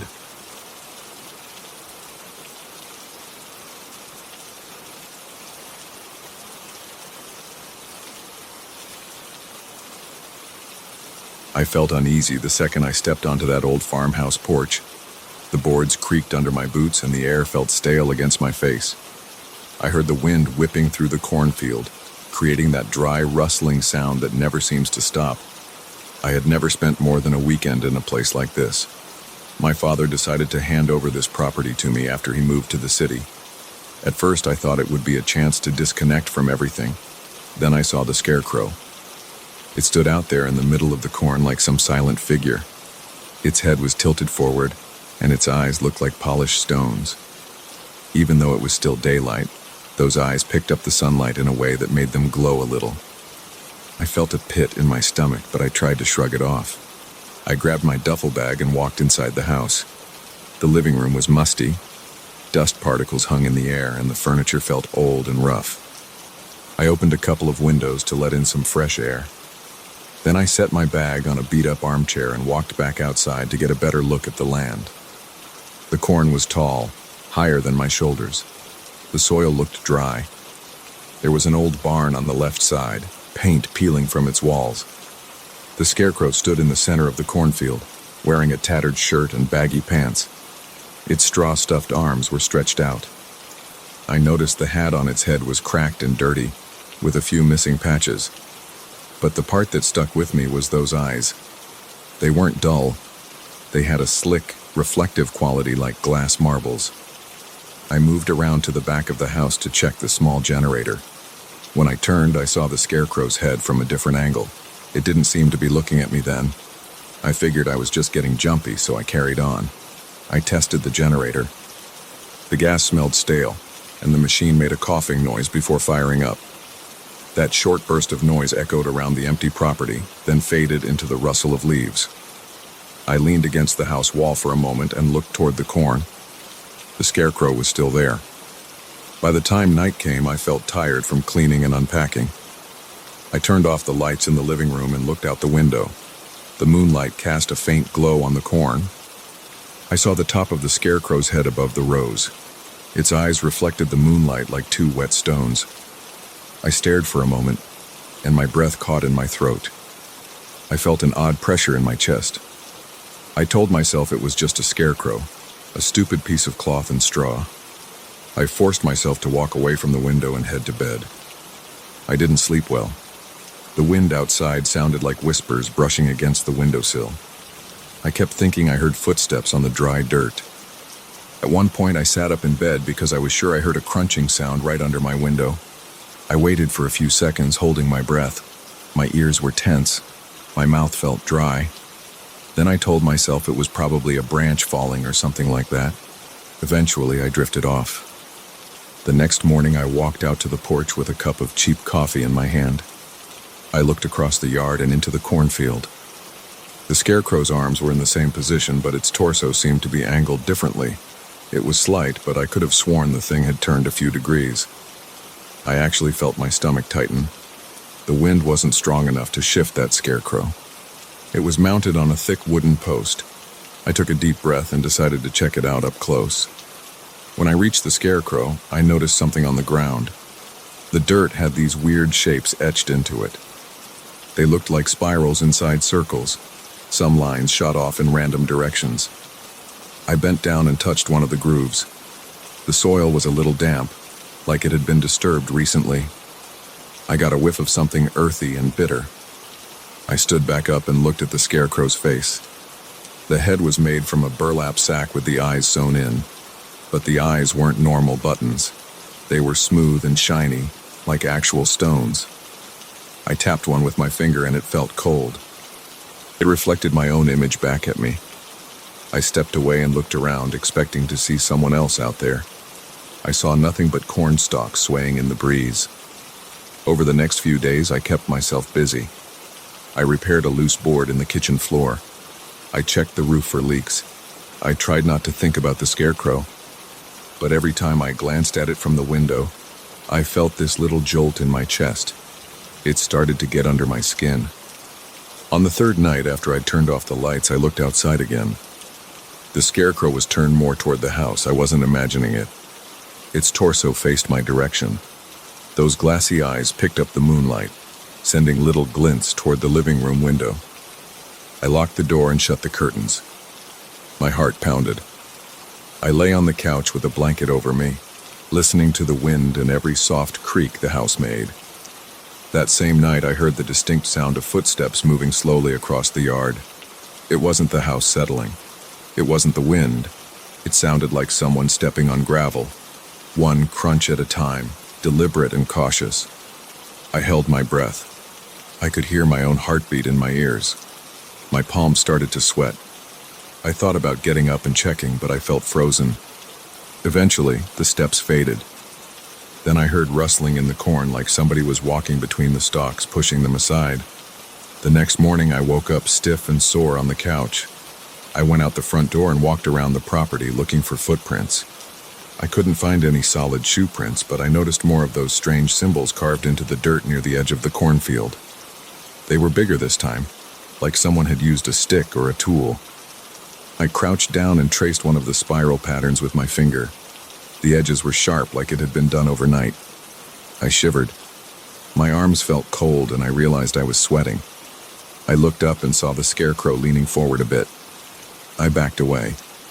I decided I needed to remove it, or at least inspect the post. I grabbed a claw hammer from the barn and marched into the corn. The air felt thick. I couldn't hear birds or any usual morning sounds. It was just the rustle of the corn stalks. When I reached the scarecrow, I took a firm grip on the wooden post. I yanked, but it wouldn't budge. I pulled harder, pressing my foot against it for leverage. The post felt like it had grown into the ground. I hammered at the base, but it barely splintered. It sounded almost like striking solid rock. My head started pounding from the effort. My eyes felt strained. After a few minutes, I gave up, panting. I looked at the scarecrow's face, and those eyes seemed to watch me. My chest tightened again. I hurried out of the cornfield back to the barn and left the hammer on a workbench with shaky hands. That evening, the moon was bright. I sat on the porch with a flashlight scanning the yard. Every few minutes I felt jumpy. My leg bounced up and down. I clutched the flashlight until my knuckles turned white. Around midnight, I heard a rustling in the corn again. It was louder than before, like something was moving through the stalks at a steady pace. I aimed my flashlight toward the field, but I couldn't see anything from that angle. My breathing got ragged. I wanted to run back inside, but I forced myself to stand. Then I saw a flicker of movement among the rows. A shadow passed between the tall stalks. I heard a faint crunch of dirt and snapped leaves. I felt a rush of goosebumps all over my arms. I held my breath and watched. The movement stopped. I clicked off the flashlight and backed into the house, locking the door behind me. When I checked the scarecrow the next morning, it was leaning forward even more, almost as if it were about to fall off the post. But it didn't fall. Those symbols were back in the dirt, all around the base. They formed a ring, each shape connecting to the next. The circle surrounded the scarecrow's post, and the lines extended in odd directions. I walked around it slowly, feeling my chest tighten. My mouth felt dry and my hands started to shake. I had this thought that something old and strange was tied to that spot. I couldn't explain why, but I felt it. I decided to call a friend who lived a few towns over. When I told him about the scarecrow and the weird symbols, he just laughed and said, maybe I was too tired or letting the solitude get to my head. He offered to come by on the weekend and help me yank it out of the ground. That gave me a little relief, so I waited for a couple more days. But the nights were getting worse. I heard more footsteps, sometimes circling the house. I woke up once to see the doorknob rattling lightly, as if someone tried to turn it. I stood there in my pajamas, holding my breath and clenching my fists. The noise stopped after a few seconds. My heart felt like it was about to burst out of my chest. On the day my friend was supposed to arrive, I stood on the porch and watched the driveway, but he never showed up. I tried calling, but the phone signal was weak. I couldn't reach him. By mid-afternoon, I walked back out to the scarecrow. Now it was angled so far forward that its face pointed toward the house. Those eyes reflected even the weak daylight. The ring of symbols around the post looked deeper. The lines in the soil had been carved again, with fresh edges. I stomped on one of the patterns trying to break it, but I slipped and almost fell. My breath came in short bursts, and I felt a tingle in my arms. I had this urge to leave, but I also felt a strange pull to figure out what was happening. That night, I placed a chair by the window with a direct view of the field. I turned off all the lights. The moon was big and bright again, washing the corn in pale light. The scarecrow was in the same position, that forward lean, the arms slightly spread. I sat there, tired and tense, waiting for something to happen. Around midnight, I saw a flicker of movement at the base of the scarecrow. Something dark moved around the post, crouching low. I squinted, my heart pounding. I heard a scraping sound, metal against wood. Then I heard a soft grunt or hiss. My body felt paralyzed. My mind raced. I wanted to look away, but my eyes stayed fixed on that shape. Suddenly, the scarecrow shifted. It jerked back, then tilted as if something was pushing or pulling it. I swore under my breath. I started to get up, but my legs felt weak. I forced myself to flick on a lamp. The sudden light flooded the room, and I couldn't see anything outside for a few seconds. I heard rustling from the corn. Then everything was still. When my eyes adjusted, the scarecrow looked the same as before, except now it seemed slightly twisted at the torso. I felt a wave of nausea. I paced around the living room. I considered calling the sheriff, but what would I say? That my scarecrow was moving at night? Before dawn, I left the house with a shovel and a piece of rope. I was done waiting. I marched through the corn until I reached the scarecrow. The air smelled damp and I could see my breath. My stomach churned with anxiety. I jammed the shovel into the dirt around the post, trying to loosen it. I wrenched the blade back and forth. My arms burned. After a few minutes, I heard a snap. The post finally shifted. I wrapped the rope around the scarecrow's torso and pulled with everything I had. My muscles screamed in protest. The post wobbled, then I managed to yank it out of the hole. Dirt crumbled around the base. I saw something on the bottom of the post, some dark residue that looked wet, like tar. My vision blurred for a moment, and my head pounded. I dragged the scarecrow away from the circle of symbols across the field and over near a patch of bare ground behind the barn. I dropped it there and took a few steps back, trying to catch my breath. The scarecrow lay on the ground, arms splayed, the eyes staring at me from that burlap face. I rubbed my temples, feeling shaky. I didn't know what to do next. I just knew I had to keep it away from that spot in the middle of the corn.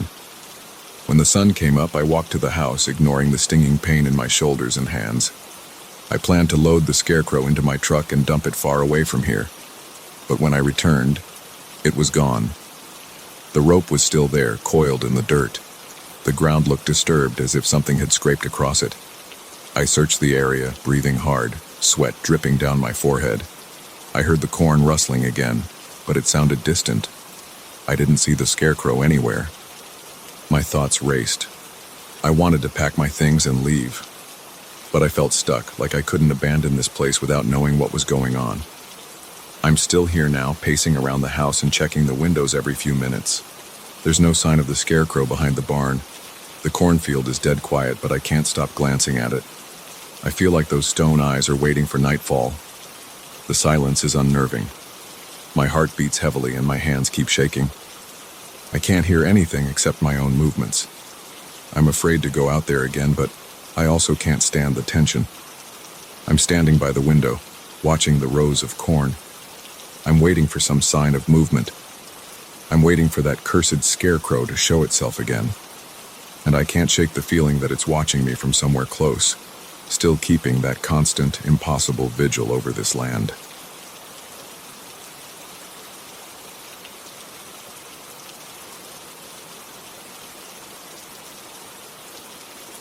I never expected to find anything strange in my parents' house. I just wanted to fix it up, sell it, and move on. The place had been empty for years. The roof had leaks, the paint was peeling off the walls, and the entire structure smelled like stale air. I drove over on a Friday morning and parked out front. The yard was overgrown. There were weeds everywhere, and a few pieces of trash blown in from the street. When I opened the front door, dust rose in the air and made me cough. The main rooms were exactly how my parents left them. Furniture covered in dusty sheets, old family photographs on the walls, and a thick layer of grime on every flat surface. I felt uneasy right away, but I told myself it was just the general gloom of an abandoned home. I planned to start in the basement. That was always a trouble spot when I was growing up. The sump pump down there used to fail all the time, and I remembered my dad complaining about water seeping in. I figured I'd check the basement first, then move upward through the house. I opened the basement door and flipped the light switch, but the bulb didn't turn on. I used my phone's flashlight and walked down the steps. Each step creaked.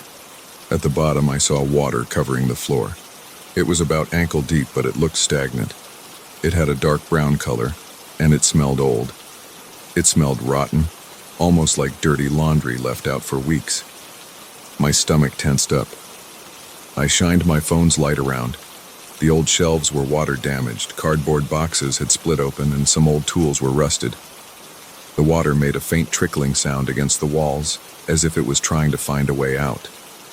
I noticed some pipes in the corner near the sump pump. They were partially submerged. I figured I'd need a bigger pump to clear this. There was no sense in trying to fix anything until I got that water out of there. I felt annoyed, but I also felt a little rush of adrenaline. I liked the idea of solving a problem, even if it was gross and damp. I went to the hardware store and bought a heavy-duty submersible pump. I also got thick rubber gloves and boots. I took everything back to the house and set up the pump in one corner of the basement. I ran a hose outside through a small window so the water would drain onto the lawn. When I plugged in the pump, it hummed and started sucking water. I watched the water level slowly go down. At first I was relieved. Then about 10 minutes later I heard a sound. It was a muffled hum. I felt my skin prickle, and I turned my head to see if there was something behind me. There was nothing there, just the walls and the moving water. I tried to shrug it off. I blamed the pipes or maybe the pump itself. As the water drained, I heard that hum again. It sounded like a voice trapped underwater, but I couldn't make out words. My ears started ringing, and I couldn't tell if I was just imagining it. I moved closer to the pump. The noise got louder, but I still couldn't understand it. Then I heard something that sounded like my name. It was low and garbled, but I felt certain I heard it. My heart started pounding. I turned off the pump. The moment I did, the hum stopped. The basement was quiet, except for my breathing. I stood there with my flashlight, scanning the basement walls. Water was still draining out of the pump hose, but at a much slower rate because I turned the power off. The basement had a strange echo. The dripping from the ceiling joists sounded louder than before. My phone battery was running low, and the basement light was dead. I decided to leave the pump off for the day and come back with better lighting. I locked up the house and drove home, trying to calm myself. I told myself I was stressed. I even thought maybe the sound was wind passing through cracks in the foundation. The next day, I arrived with a proper flashlight, some extra bulbs, and a new fixture for the basement. I installed the light fixture, hoping the electrical lines were still okay. It took a bit of fiddling, but eventually I got it to work. A single bulb lit the basement. The water had come back overnight. The basement was flooded again, just as high as before. The pump was still in place, but it was half submerged. My frustration grew. I didn't understand how the water was returning that fast. I pulled out my phone to call a plumber, but I decided to try draining it again by myself. I turned on the pump. The hose outside spewed water onto the grass. I watched the level drop. 10 minutes in, I heard the hum. It had the same garbled quality as before, like a voice behind a wall. It kept coming in short bursts. My muscles tensed and my jaw locked. I felt sweat beating on my forehead even though the basement was cold. The sound grew clearer. It said my name again. My flashlight shook in my hand, and I caught myself standing completely still. The pump whirred, and the basement light flickered for a second. I turned and saw the water move in a circular pattern. It was forming a shape that looked like a head and shoulders rising. I felt my pulse in my neck. The shape vanished when the pump stuttered. The water swirled around it, then settled into an uneven ripple. I turned off the pump and stared at the water. My breath was quick and shallow. I waited a few seconds, then walked over to the center of the basement. I tried to see if there was some trick with the water flow. My boots sloshed through the water. It rose almost to my calves now. I leaned in and reached a hand into the water. It felt cold and slimy. I touched the concrete floor. I felt no openings or strange currents. I stood up and braced myself. My nerves were on edge. I felt a pang of fear in my chest, but I told myself it was just my imagination. I decided to go upstairs and check the plumbing lines from the main floor. I went to the bathroom and kitchen, but I didn't see any major leaks. The pipes seemed old, but intact. I went back to the basement stairs and looked down. The water was calm again. I flipped on the pump one more time to see if I could catch that shape. The motor hummed. The water started draining. I stayed at the top of the steps with the flashlight aimed at the floor below. After a few minutes, that low hum came back. It started like a faint vibration that built in volume. It sounded like someone saying Thomas, which is my name. I gripped the railing. My whole body felt cold. Then the water changed shape again. A torso and arms pushed up from the surface. It had the outline of shoulders and a head. I heard it say, Thomas. I almost dropped the flashlight. My heart hammered in my chest. I switched off the pump, and the shape sank back into the water. The hum stopped. My own breath sounded too loud in the silence. I turned off the basement light and locked the door. I walked outside, got into my truck, and just sat there. My hands were shaking. I didn't know who to call. I thought about calling a friend, but I didn't want to sound crazy. Instead, I returned to the hardware store and asked for advice about heavy flooding. The clerk suggested a stronger pump or even a backup system. I bought a second pump. I also grabbed a few floodlights and some rubber sheets. My plan was to drain the water as fast as possible and try to spot any hidden cracks or holes. I wanted to see if there was an underground spring or something else feeding into the basement. I refused to think about the shape or the voice. That evening, I set up both pumps in different corners of the basement. I placed the floodlights around the walls so there were no dark areas. The basement looked bleak under the bright light, with stained concrete and rusted pipes. I turned on the pumps at the same time. The water started to drain quickly. For a few minutes, nothing happened. Then I heard the hum. I tensed up and forced myself to keep watching. The water churned. My name echoed in that garbled voice. The shape rose more defined than before. I saw what looked like a human face formed from flowing water. It had no distinct features, but I could see indentations where eyes and a mouth would be. The arms moved in slow motions as if trying to reach me. I felt my knees weaken. My breathing was ragged. My head pounded. I shut off the pumps, and the figure collapsed into the flood.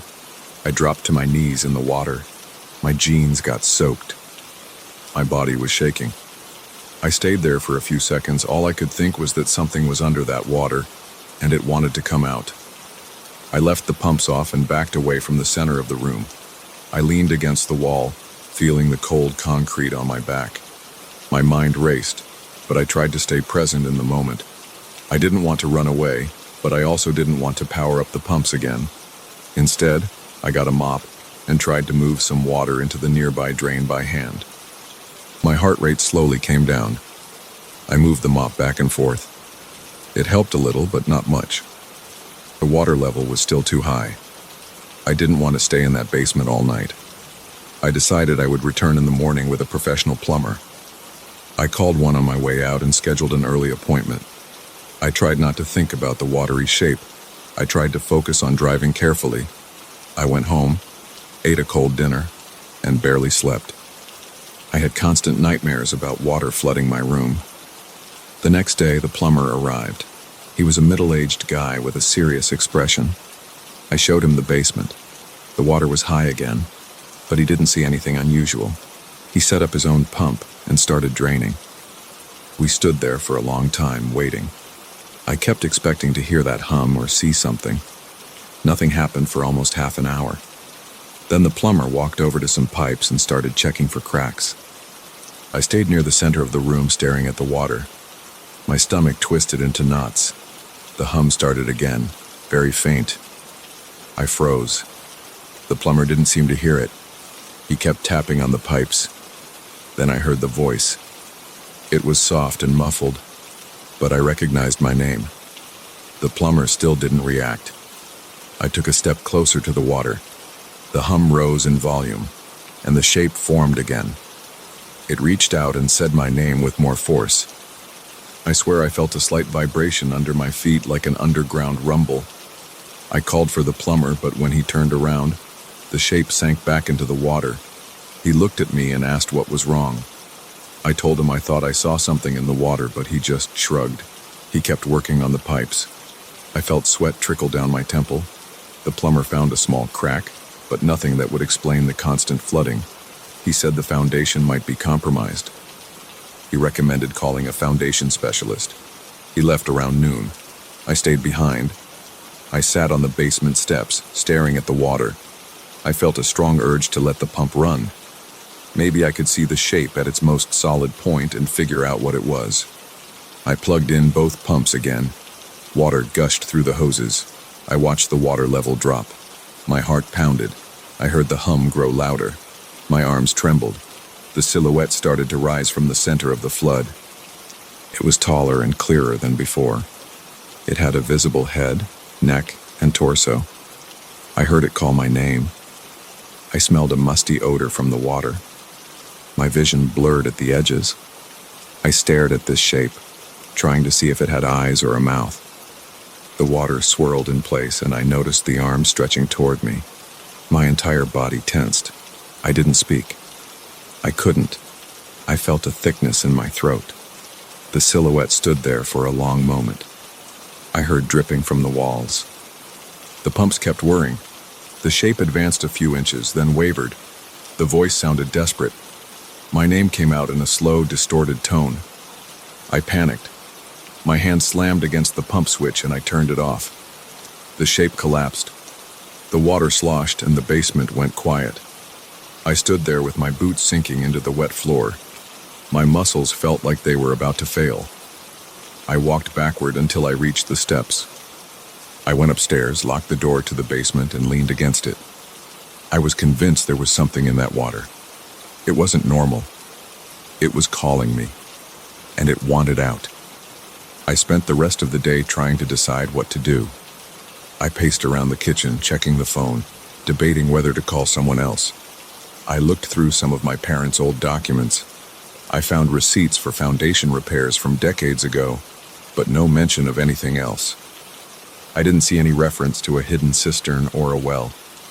By evening, I realized I needed more specialized help. That basement wasn't just flooded. It held something I couldn't explain. I made a plan to call a team that dealt with unusual structural issues, but I felt unsure if they'd know what to do. I also felt a growing sense of dread. I closed the curtains and tried to rest on the old couch in the living room. I dozed off for a while. When I woke up, it was dark outside. I decided not to go near the basement again that night. I left the pumps off. If the water rose again, so be it. I couldn't face that voice alone. That night, I barely slept. I kept thinking about the shape that formed out of the water. I recalled how it said my name. I wondered if I should abandon the house altogether. Then I remembered that it belonged to my parents, and I had a responsibility to fix it. I stared at the ceiling for hours. Every little sound made me jump. My thoughts kept returning to that watery figure. Eventually, I got up, drank some water from the kitchen sink, and sat at the table until dawn. My body was stiff, and my eyes burned. As soon as it was light, I gathered my things and walked out the front door. I drove off to find help, determined to find a professional who could handle this. I didn't turn back once. My parents' house stood behind me, silent and flooded, with that voice somewhere in the basement, waiting. I had no idea what it really was, but I knew I couldn't face it alone.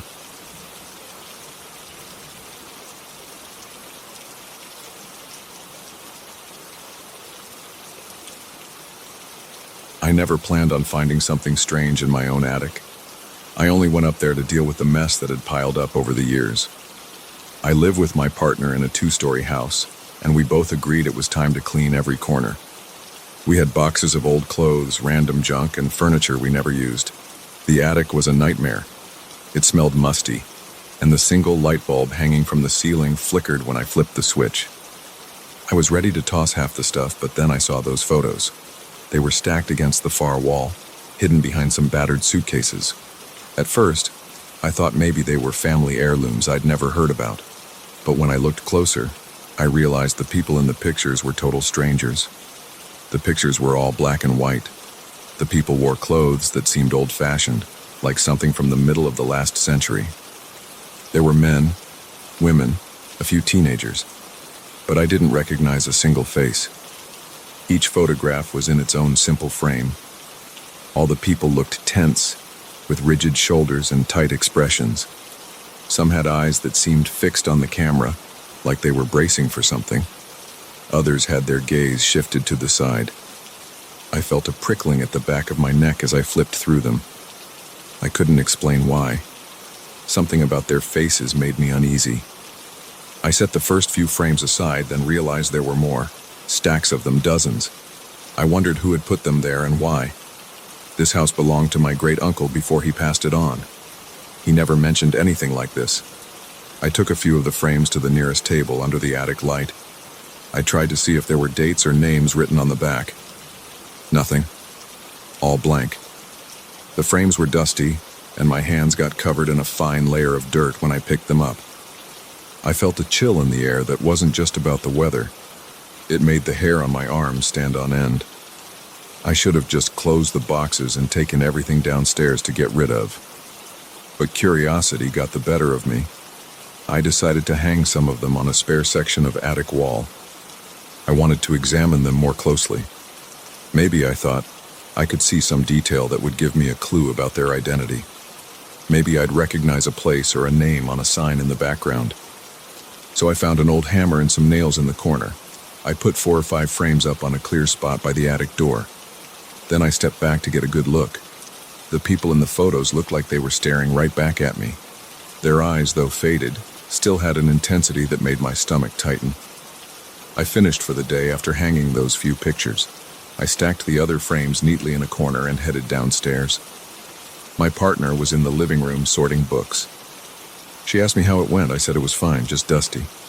I decided not to say anything about the photos yet. I wasn't sure how to explain the feeling I got from them. It wasn't anything I could articulate, so I kept it to myself. That night, I went to bed late. I had trouble sleeping, so I spent an hour lying in the dark. My mind kept drifting to those pictures, wondering who the people were. I tried to push the thoughts out of my head, but I couldn't. Eventually, I dozed off. Around 3 in the morning, I woke up to a faint tapping sound. At first, I thought it was just the house settling. Old wood can make weird noises. But the tapping persisted. It sounded like footsteps above my head. I leaned over, looked at the clock, and rubbed my eyes. My heart started to pound, but I told myself I was being paranoid. I stayed in bed, listened a little longer, and decided I must be imagining it. The next morning, I went up to the attic to continue the cleanup. The first thing I noticed was that the pictures weren't in the same configuration I remembered. I had hung them in a neat row, but now they seemed a bit tilted. One was off-center, as if it had been nudged. I looked around to see if maybe there was a strong draft or something that could have caused it, but the windows were sealed shut. The dust on the floor didn't look disturbed. I shrugged it off, straightened them, and continued with my work. I spent most of that day reorganizing boxes. I occasionally looked at the photos on the wall. Something seemed different about them every time I glanced over. I couldn't put my finger on it.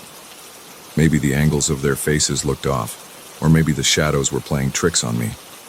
I tried to ignore the feeling. Then, right before lunch, I swore one of the pictures was crooked again. The top edge was leaning away from the wall. I walked over to fix it. While I reached out to straighten the frame, I felt a rush of cold air across my back. I spun around, but nothing was there. When I told my partner about the frames, she said I should stop overthinking. She figured they were probably just loose on the nails. She offered to help me move them downstairs if they were bothering me. I said I wanted to keep them up there a bit longer, just to see if I could figure out who these people were. She shrugged and let me do my thing. I guess she could see I was a little fixated. That night I decided to check the attic before going to bed. I wanted to make sure nothing was out of place. I grabbed a flashlight and headed up the stairs. When I turned on the attic light, the pictures looked normal at first. But as I walked closer, I noticed their faces. They seemed different. The tension was still there, but some of them looked almost pleading now, like they wanted something from me. My heart started thumping faster. I told myself it was just my imagination. Maybe I was reading too much into a bunch of old black and white photos. I shut off the light and started to leave. That's when I heard something scrape along the floor behind me. It was a short, sharp noise like a frame being dragged. I spun around so fast I nearly dropped the flashlight. I shone the beam across the floorboards. All the pictures were still on the wall, so I couldn't figure out what made the sound. I stood there for a while, just breathing hard. I looked around the attic, but everything else seemed the same. Eventually, I forced myself to go back downstairs. My palms were slick with sweat as I gripped the flashlight. The next few days, I kept hearing strange noises from the attic. Sometimes it was that tapping sound. Other times it was a soft creaking. My partner heard it too once or twice, but she always dismissed it as the house settling. During the day, I'd go back up and I'd swear the frames were in different spots. It wasn't like they were obviously rearranged, but the spacing on the wall looked off, or a picture was slightly higher or lower than before. I kept adjusting them, trying to put them back in the exact position I remembered. Every time I looked at those faces, they appeared more distressed. Some of their eyes seemed to shift toward me, like they were following my movement. I tried to see if there was some trick of perspective. I'd step to the right, then to the left, checking if it was a simple illusion. But it never felt that simple. When I got too close, I felt a chill at the back of my neck again, the same one I felt that first day. On the fourth night, I woke up to a loud thump. It came from above my bedroom, right where the attic was. I shot out of bed, grabbed the flashlight again, and crept up the stairs. My heart was racing. My mouth felt dry. I flipped on the attic light, and I saw one of the frames lying on the floor. The glass wasn't cracked, but the back panel had come loose, and the photo was slightly out of place inside it. I picked it up and checked the wire that was supposed to hold it on the nail. It didn't look damaged. The nail was still firmly in the wall. There was no reason for that picture to be on the floor. While I was holding it, I studied the person in the photo. It was a man with a furrowed brow, eyes locked forward as if he was bracing for impact. I could see a new detail I hadn't noticed before. His tie was slightly askew, like he'd just rushed into place for the photo. I slipped the picture back into the frame and carefully hung it again. I made sure it was secure. Then I stepped away, listening. The attic was silent now. No wind, no footsteps, just my own breathing. I was too wired to sleep after that. I sat in the living room for about an hour, watching TV on low volume, trying to calm down. My thoughts kept circling back to the frames. Why did they move on their own? Why were the expressions changing? I felt a knot of dread in my gut. I told myself I had to do something, either get rid of them or figure out their origin. The next day, I called a friend who knew a bit about photography. I asked if old pictures could change color or warp over time. He said yes, pictures can fade or become warped if exposed to humidity or sunlight, but not in the way I was describing. I didn't mention the moving frames or the footsteps. I just asked general questions. He didn't have any special insight. After hanging up, I went back to the attic. I started pulling more frames out of the boxes, hoping to find clues on the backs or inside the frames. Still, nothing. No dates, no names, no text. That afternoon, while my partner was out, I decided to rearrange the pictures on the wall in a different pattern. I thought maybe if I changed the order, I'd notice something new. I lined up a dozen of them in a row, then put another 4 or 5 underneath. I stepped back to see the arrangement. Then I realized the people in the bottom row looked like they were angled up, as if staring at the row above them. It creeped me out. My pulse was thudding in my ears. I switched some frames around, but it didn't help. No matter how I arranged them, the people in the photos had the same tense, urgent expressions. I felt like I was intruding on something I wasn't meant to see. That evening, I was getting ready for bed when I heard footsteps again. They were slow, deliberate steps crossing the attic floor. I paused at the bottom of the attic ladder, listening. My scalp prickled. I called out, "Hello?" No answer. The steps stopped. I climbed up with my flashlight, flipped on the overhead light. I saw that a few frames were now leaning against the wall on the floor. There were no signs that the nails had come loose. I picked one up. The man in the photo had his eyes turned slightly to the left, as if looking at someone just out of frame. I set it back on the wall, my hand shaking. I decided I couldn't handle this anymore. Something was off. I grabbed a cardboard box and started taking the frames off the wall one by one. As I carried them, my stomach churned. I felt this unsettling urge to put them back, like some part of the attic wanted them to stay on display, but I kept packing them into the box. I only left one picture on the wall by accident because I ran out of space in the box. I almost didn't notice, but it was hanging right by the door. It showed a woman with wide eyes and clenched fists. Once I sealed the box, I hurried downstairs. I put it in a storage room off the garage. I figured I'd deal with them later, maybe contact someone who knew antiques or old photos. Then I went up to bed. I managed to fall asleep after a while, relieved that I'd taken them down. Sometime in the early morning, I woke up again to a loud scraping noise from the attic. It sounded like something heavy was being dragged across the floor. My chest tightened. My throat felt dry. I lay there, heart pounding, trying to convince myself that it was just the wind or some random old house noise. But it didn't stop. It went on for a few minutes, then ended with a solid thump. I stayed in bed, staring at the ceiling. My mind raced with possibilities. Maybe the single frame I left behind had fallen, or maybe the entire stack of boxes had been knocked over. But why? By what? I told myself I'd deal with it in the morning. I pulled the covers up, closed my eyes, and tried to shut everything out. Now I'm sitting here in the living room telling you this story because I'm still on edge. The attic is quiet at the moment, but I can't relax. I feel like the silence is waiting to be broken again. My partner thinks I should just get someone to haul everything away. Maybe call a contractor to check for rotten beams or anything that could cause movement. I might do that. But a part of me feels that I need to understand what's going on. I don't know if I ever will.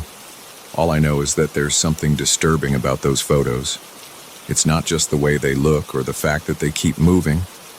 It's the feeling I get when I'm near them, like they're a window into something I don't want to see. For now, they're locked in that storage room. But I keep wondering if that's enough. Because every night I hear those footsteps and I can't figure out how to make them stop. And in the morning I keep expecting to find the attic door open and those frames set back on the wall, staring at me again. And that's the part that keeps me awake at night.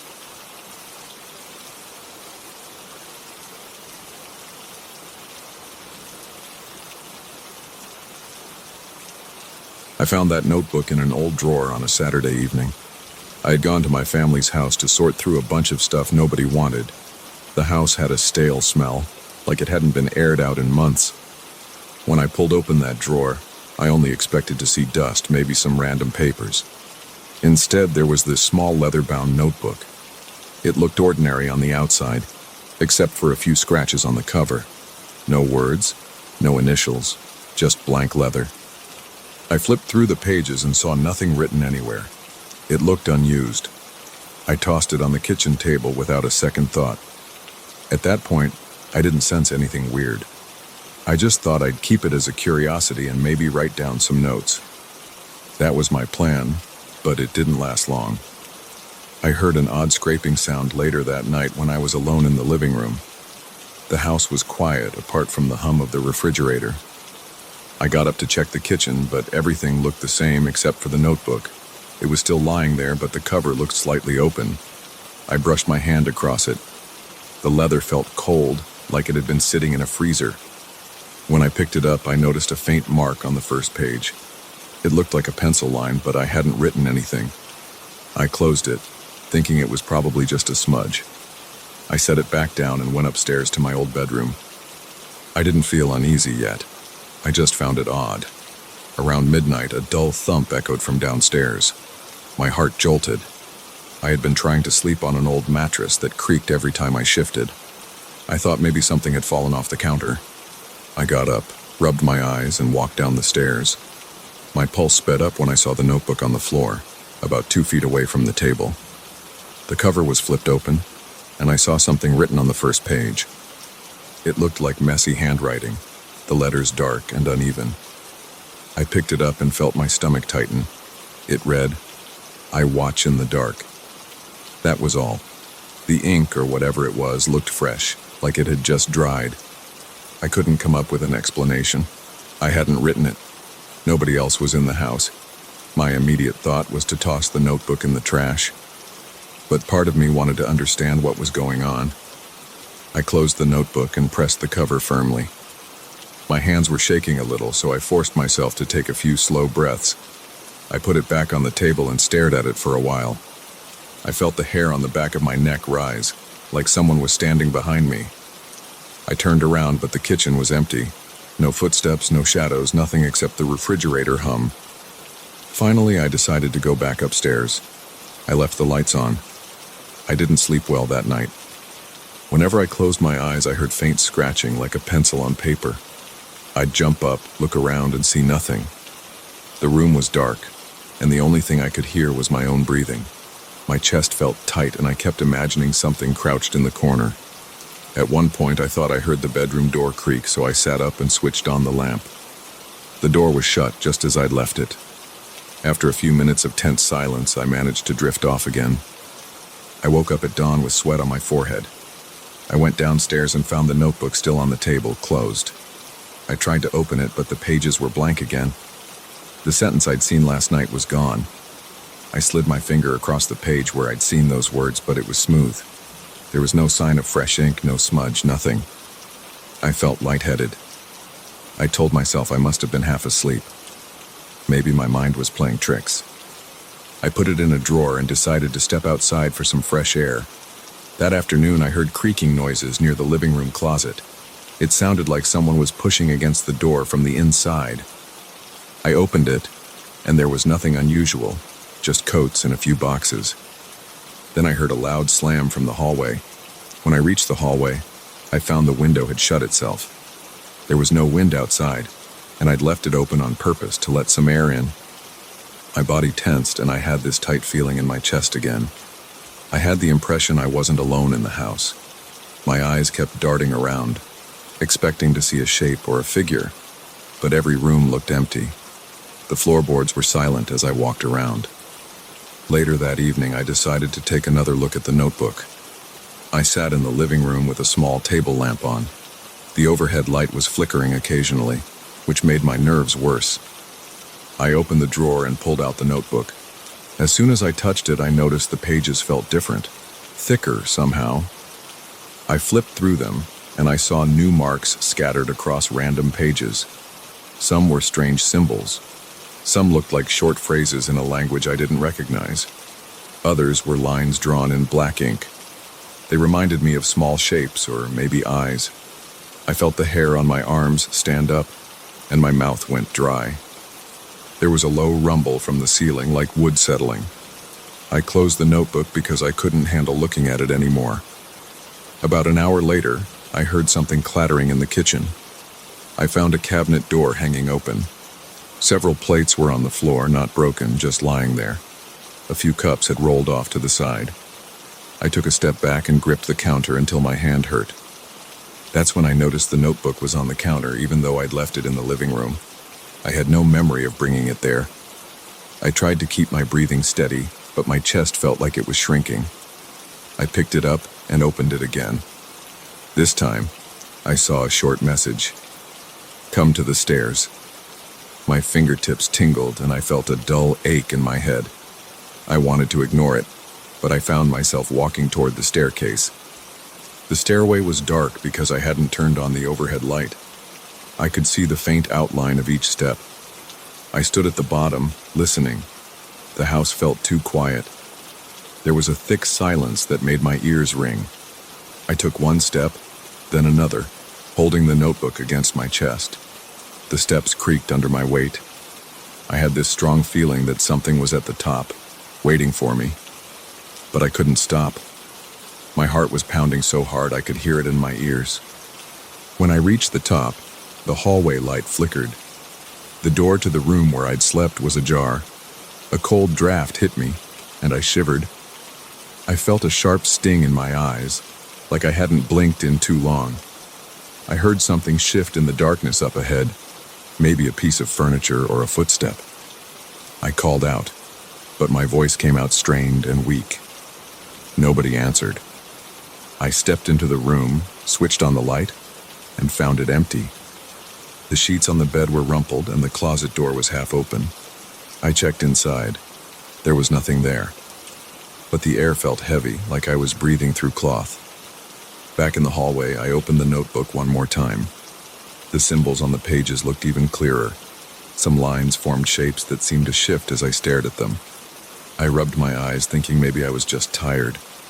Then I heard a soft scraping noise near the attic hatch. My skin tingled all over. The hatch was above me. I glanced up and saw the thin door in the ceiling. I rarely went into the attic, and I had no reason to go there now. Yet, the sound continued, like nails scratching against wood. I climbed onto a chair and pushed the hatch open with a broom handle. A weak light bulb in the attic revealed dusty boxes and old suitcases. As I raised myself up, I noticed the notebook felt warmer. It was almost hot in my hand. I rested the notebook on the attic floor and climbed up fully. My jeans caught on a splinter and I nearly lost my balance. I managed to stand, scanning the area. I heard a faint whisper, but it didn't form any clear words. It felt like air moving past my ear. I crouched and opened the notebook again, flipping to the last page. Now there was another sentence. You are close. My heart felt like it would burst out of my chest. I set the notebook down and looked around. A single beam of light from the bare bulb showed me corners filled with dust and spiderwebs. There was a mirror covered by a sheet. I pulled the sheet off. My reflection looked pale and tense. The scrapes on the leather cover of the notebook were visible in the mirror. For some reason, I felt like the reflection wasn't matching my movements exactly, but that might have been my nerves. I blinked and turned around quickly, expecting to see something behind me. There was nothing, just the same boxes. I picked up the notebook, climbed down, and closed the hatch. My heart was still pounding, and I could feel my pulse in my throat. I headed back to the living room, trying to calm down. I opened all the windows to let in some fresh air. The sun was setting, which made the house feel dim and shadowy. I sat on the couch with the notebook in my lap. I had to decide whether to destroy it or keep going. I thought about throwing it into the fireplace. But I wanted answers. I wanted to see if there was something else written. I told myself I'd give it one more night. If things got worse, I'd get rid of it in the morning. As darkness fell, the house started making more noises. Floorboards popped in different rooms. Doors creaked, then went silent. At one point, I heard the rattling of a window in the upstairs bathroom. I felt cold sweat drip down my sides. I got up to check, but as I reached the second floor, the sound stopped. The bathroom window was shut tight. I switched on the hallway light and noticed flickers again. The bulb seemed fine though, so I wasn't sure why it kept doing that. When I walked back down, I found the notebook open on the living room table. I didn't remember leaving it open. My throat went dry and I felt my heart thud. On the page, in large black letters, it said, "The truth is under the drawer." My mind flashed back to that desk drawer where I'd found the notebook. I felt a surge of adrenaline. My hands felt clammy, but I had to look. I walked over to the desk, yanked the drawer out, and placed it on the floor. The space behind the drawer was dusty.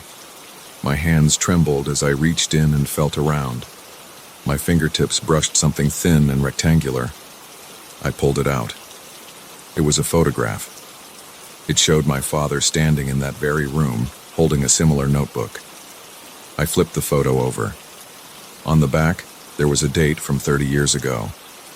My father never mentioned anything about a strange notebook, but there he was, staring straight at the camera with a grim expression. I felt uneasy, like my stomach was churning. I put the photo on the desk and looked at the notebook. The pages were fluttering on their own, even though there was no breeze. My pulse hammered.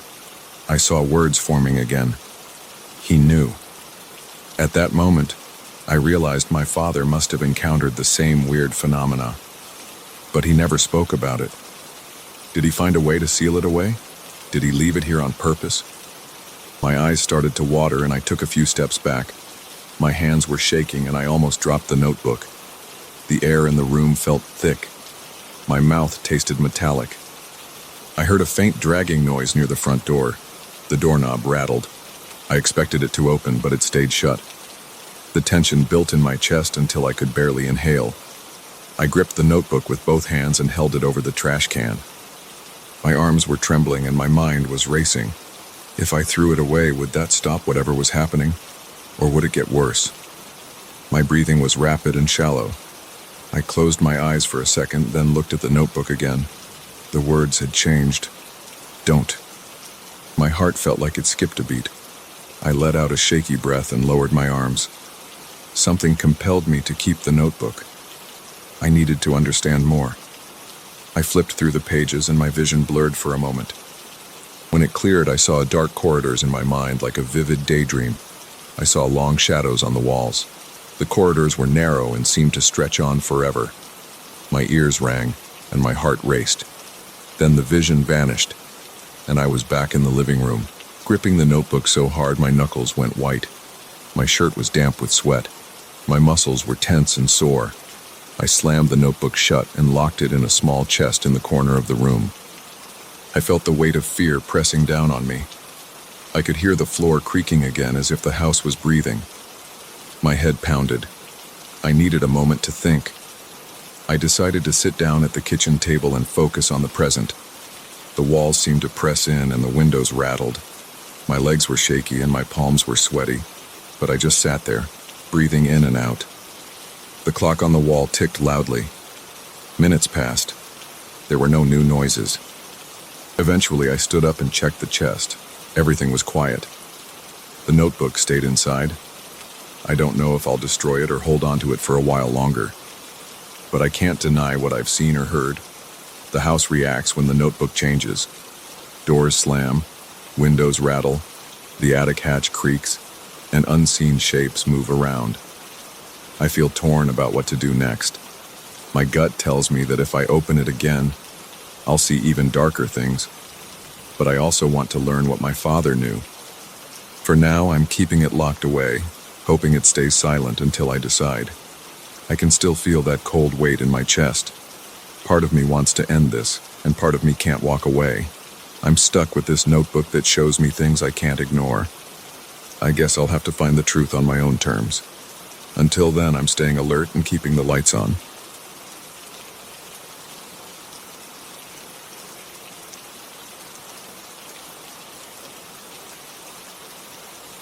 I arrived at the old convent on a Monday afternoon.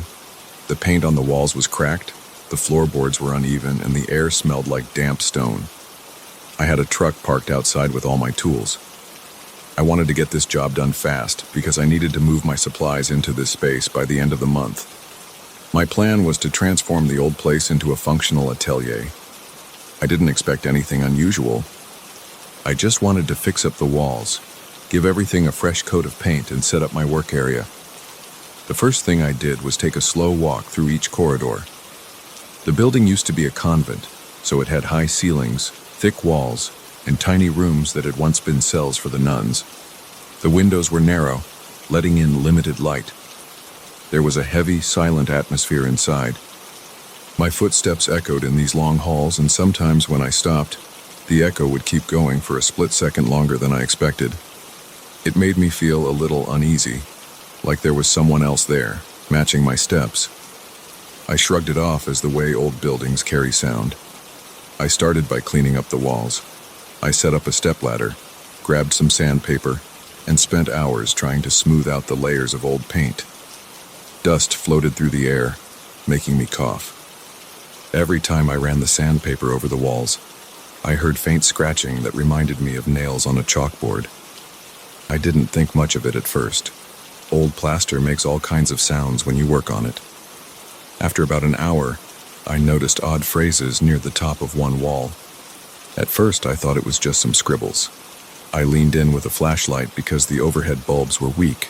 There were letters in dark ink, arranged in rows. They looked like scrambled words, maybe codes or some kind of secret writing. I tried to read them, but they made no sense. I took a closer look and saw a name underneath each set of phrases. It was like a signature, but the letters were too faded to read clearly. I figured it was old graffiti. Maybe people who lived here after it stopped functioning as a convent had left behind cryptic marks. I kept sanding, trying to erase these words. Each pass of the sandpaper made them fainter until they were hardly visible. Then I applied a fresh coat of primer. It was thick, and I spread it over the wall carefully, checking to make sure I covered every inch. By the time I finished that wall, I felt a chill along my spine. I thought it was just the cold air seeping in through the cracks in the walls. My back was tired, and my arms ached from all the sanding. I turned off the lights, locked up, and drove home. The next morning, I came back ready to continue. I set my coffee down on a folding table near the entrance. My eyes were still half closed from lack of sleep.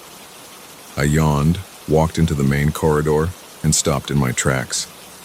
The wall I had primed was full of those same lines of text, only they looked darker and clearer than before. The words seemed almost fresh, like they had been written that same morning. The signatures were also visible. Some had different handwriting styles. I stood there, confused, because I had covered that entire area thoroughly. There was no way the old marks could have bled through that much paint overnight. It was impossible. I approached the wall, touched it, and felt that the paint was fully dry. I rubbed my fingers along the text. No paint came off on my hand. The letters looked like new ink. I felt a knot in my stomach. I tried to tell myself it was just some chemical reaction from the older layers of paint. I figured I could cover it again and move on. I applied a second coat, even thicker than before. I spent half the day on that wall, determined to make sure the ink or whatever it was didn't show through again. By late afternoon, it looked spotless. I exhaled in relief, did a quick cleanup, and went home, ignoring a persistent feeling of unease. The third day, I walked in and saw the writing again. This time, there were new signatures. The phrases were still scrambled, but I made out the words passages and beneath in one line. Another line said, "The halls carry shadows." I felt my stomach churn. I cursed under my breath and ran my hand along the wall. Again, the paint was dry and the text was right there, bold and clear. I felt a cold draft behind me. I turned around fast, expecting to see a window open or a door ajar. Everything was shut. My heart thumped and my hands felt clammy. I thought about leaving the job, but I had a contract to finish. I told myself I'd find a logical reason for this. Maybe the paint was cheap, or maybe the primer wasn't bonding right. I took a break to get fresh air. I walked through the side corridor to the open courtyard. The courtyard was small, with old stone walls that rose high and blocked most of the sunlight. I ran my fingers along the stone, feeling the cracks in the cold surface. Suddenly, I heard faint footsteps behind me, like someone was trying not to be noticed. I spun around. No one was there. The sound faded as soon as I turned. I felt the hair on my arms stand up. My heart pounded hard. The place seemed too silent for a busy street just a few blocks away. I could still hear distant traffic outside, but inside the convent it felt like a sealed-off world. I forced myself to continue the renovation. I moved on to another hallway to see if the same thing would happen there. I used an industrial sander on the plaster, and the machine roared in my hands. Clouds of dust filled the air, making me cough again. As the dust settled, I saw faint outlines of text along the edges of this second corridor. The letters looked similar to the ones in the main hall. I noticed a signature that read something like Brother Thomas, but the letters were smudged. I used a rag with paint thinner to wipe it off. The letters faded, but after a few seconds they seemed to reappear, as if they were seeping out from inside the wall. I felt dizzy. I braced myself against the sander and tried to steady my breathing. That evening, I tried a different approach. I used a special sealant on that corridor before painting. The sealant smelled strong, almost suffocating. I had to wear a mask and keep the windows open. My eyes burned from the chemicals. As I applied the sealant, I noticed the writing shimmer in the light for a moment. The text seemed to pulse like it was resisting me. I finished up, locked the building, and left quickly. Driving home, I couldn't shake the image of the writing burning through every coat of paint. I felt silly for being so rattled, but I couldn't deny how nervous I felt. The fourth morning, I stepped inside and immediately felt a drop in temperature. The interior felt at least 10 degrees colder than outside. My breath formed a faint mist in front of my mouth. I walked over to the walls I had sealed, and sure enough, the writing was there again, crisp and fresh. The paint was dripping in some spots, creating small rivulets that ran across the phrases. It looked like tears on the walls. I reached out, and the paint wasn't wet. My fingertips stayed clean, but the drips were visible, moving so slowly that I had to stare for a few seconds to be sure. My hands shook and my heartbeat felt too fast. My throat went dry. I backed away and bumped into a shelf. Tools clattered onto the floor. I heard footsteps again, this time echoing in the hall next to mine. They were light steps, like someone in soft shoes. I walked toward the noise, my knees shaking. I looked around each corner, expecting to see a person. There was no one. The footsteps stopped when I got close. I tried to call out, "Hello?" My voice sounded loud in the quiet, but there was no reply. A door hinge squeaked somewhere behind me. I turned around fast, but I only saw a closed door. My heart felt like it was climbing up my throat. I was sweating even though the air was cold. I decided to open every door in the building one by one. I wanted to clear each room to be sure I was alone. Most of the rooms were empty, just small cells with stone floors and dusty windows. Some had old tables or chairs stacked against the walls, covered with sheets. Nothing looked out of place except for a few more lines of that strange writing, always near the walls. I touched them, and my fingers tingled like a mild electric shock. I pulled my hand away fast. I felt goosebumps forming on my arms and neck. The more I looked around, the more I found these markings. They appeared in corners, behind shelves, even along the floor near the baseboards. Some were only a few words, others were several lines. Each signature looked different. Some had formal handwriting, others were almost scribbles. Most were in what looked like old ink, but a few had a more modern look, as if written with a common marker. The references to secret passages were consistent. I kept seeing the words hidden corridor, below the chapel, under the flagstones, or open at dusk. Every time I saw something new, my breathing sped up, and my stomach felt tight. That afternoon I was working in the former chapel area, sweeping out the debris. The tall windows let in weak light, and I saw dust motes floating in the air. I heard a soft scraping noise behind the altar. I walked over, shining my flashlight on the stone floor.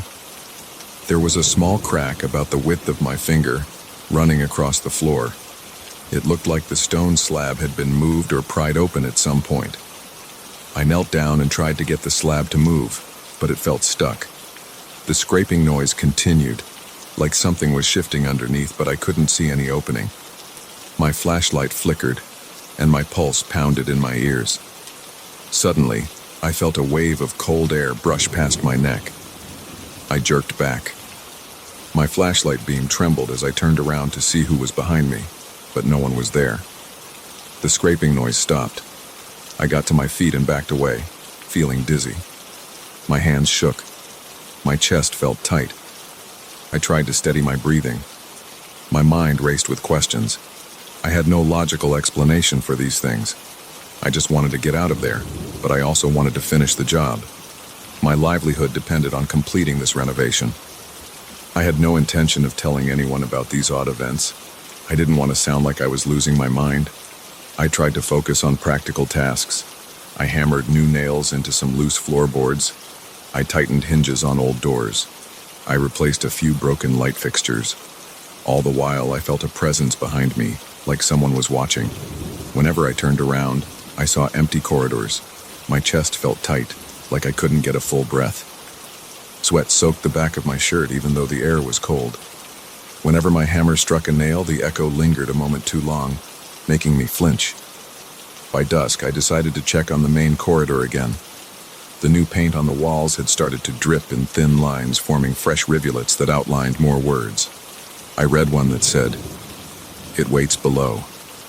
Another read, "Do not stay after dark." My hands trembled as I held the flashlight. The beam shook against the wall. I felt a dull ache in my gut. I heard the footsteps again behind me. This time they sounded closer. I turned around, my heart pounding, but the corridor was empty. My palms felt wet with sweat.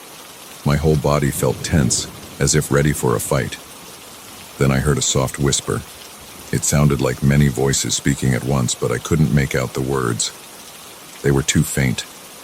The voices seemed to come from the walls themselves. I pressed my ear to the wall and I felt a vibration, like something was moving inside. I jumped back, startled. My head spun with worry. I had no proof that anyone was there, but I felt eyes on me everywhere I went. I glanced at my watch. It was almost completely dark outside. The overhead lights flickered for a moment, then stabilized. My whole body felt like it was pulsing with adrenaline. I rushed to gather my tools and shut everything down for the night. I locked the front door, then tried the handle 3 times to make sure it was secure. In the silence of the deserted street, I could still hear those footsteps in my head. I felt a chill that wouldn't go away, like I was trapped in a cold wind that no one else could feel. My shoulders were stiff and my lower back felt twisted. It was pure tension. I stood outside staring at the tall, dark silhouette of the old convent. The windows looked like empty eyes. I couldn't believe that walls could bleed writing like that, or that footsteps could echo without a person to make them. But it was happening, and I had to face it. Tomorrow, I would have to come back. I would try a different brand of primer or strip the plaster off completely. I would do anything to get rid of those words. I didn't know who was writing them or how they appeared. All I knew was that once the sun went down, the sense of unease grew stronger. Something was in there. Something was watching me. I gripped the steering wheel of my truck and sat there for a moment. My heart was still racing. My hands shook so much that I dropped my keys twice before I managed to start the engine. As I pulled away from the curb, I glanced in the rearview mirror. For a split second, I thought I saw a figure in one of the upstairs windows. It was a shape, dark and still. I blinked, and it was gone. My hands felt cold on the wheel. I drove off, wishing I could forget what I'd seen, but knowing I would dream about it. Tomorrow, I'd have to face it again.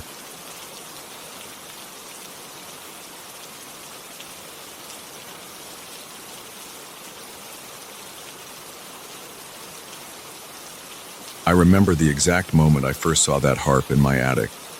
I was moving boxes around, trying to find a broken chair I wanted to fix.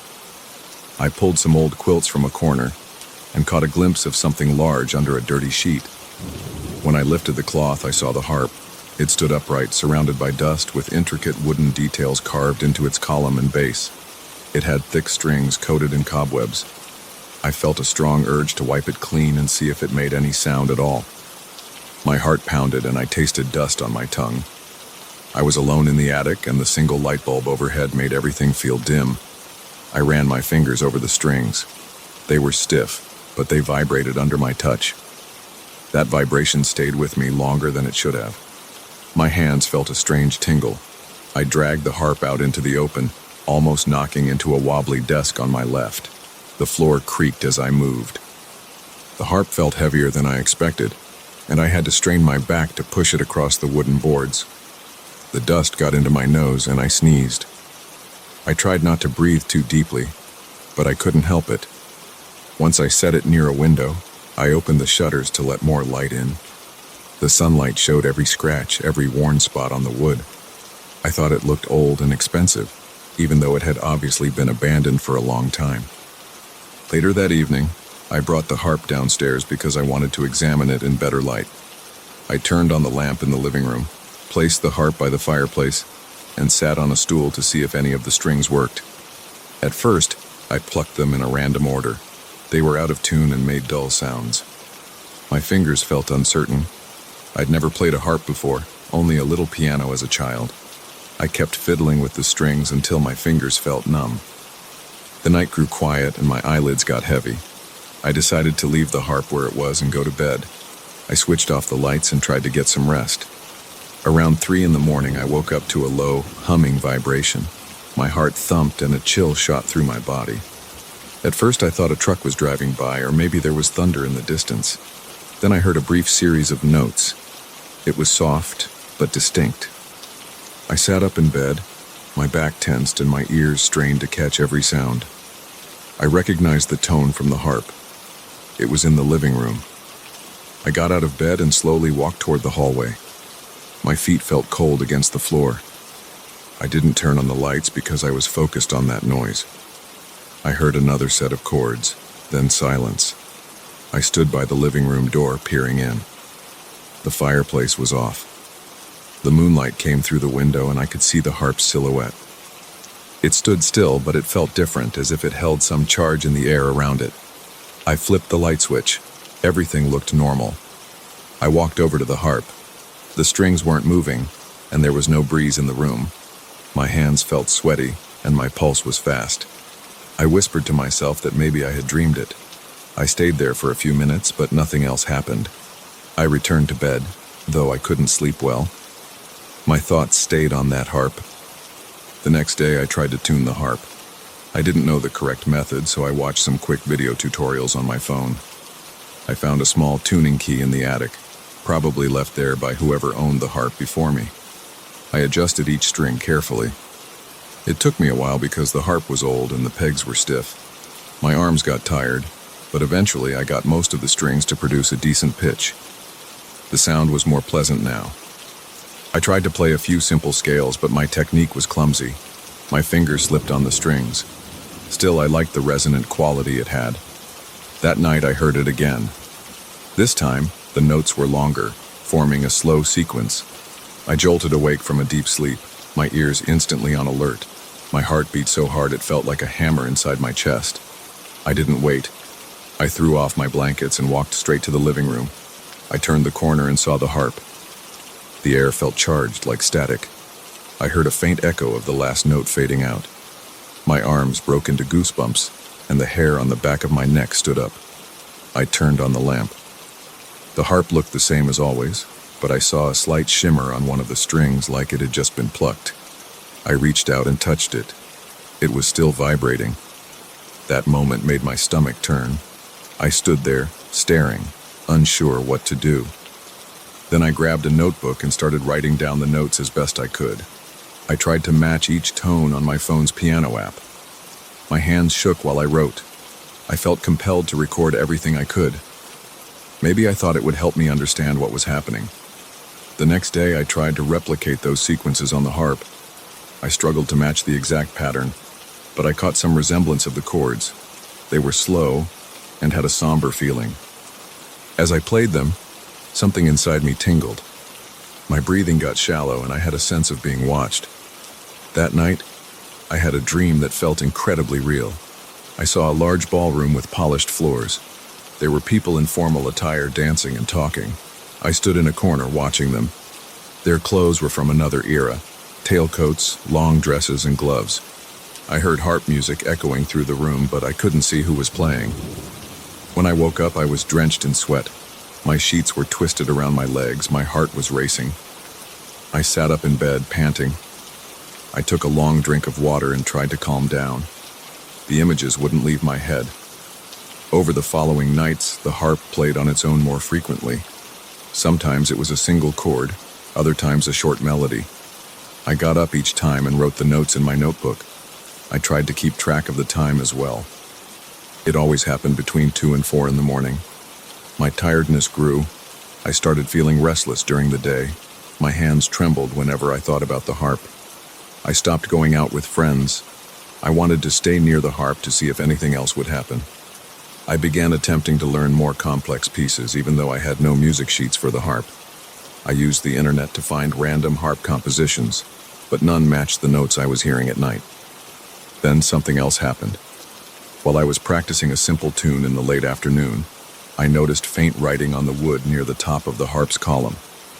It looked like old markings, partially erased by time. I leaned in closer, but I couldn't read them.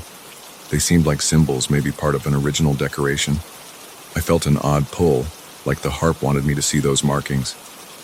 I tried rubbing a pencil over paper laid against the wood to see if I could catch an outline, but it wasn't clear. The writing stayed mostly hidden. I gave up and went back to practicing. That night, around 3 in the morning, I woke up to a longer melody. It was fluid and had an unusual pattern. I rushed to the living room. The notes kept playing one after another, like a trained musician's performance. The sound was clear and confident. My heart pounded in my chest as I watched the harp's strings move without any visible hand touching them. They quivered in the faint glow of a streetlight through the window. I felt cold sweat trickle down my forehead. My shirt clung to my back. The melody lasted almost a minute. When it ended, I wrote down what I heard. My handwriting came out shaky. I felt dizzy. After that performance, I began having more detailed dreams. I saw the same ballroom, but now I walked through it. I smelled perfume and cologne. I heard the distinct tapping of shoes on the floor.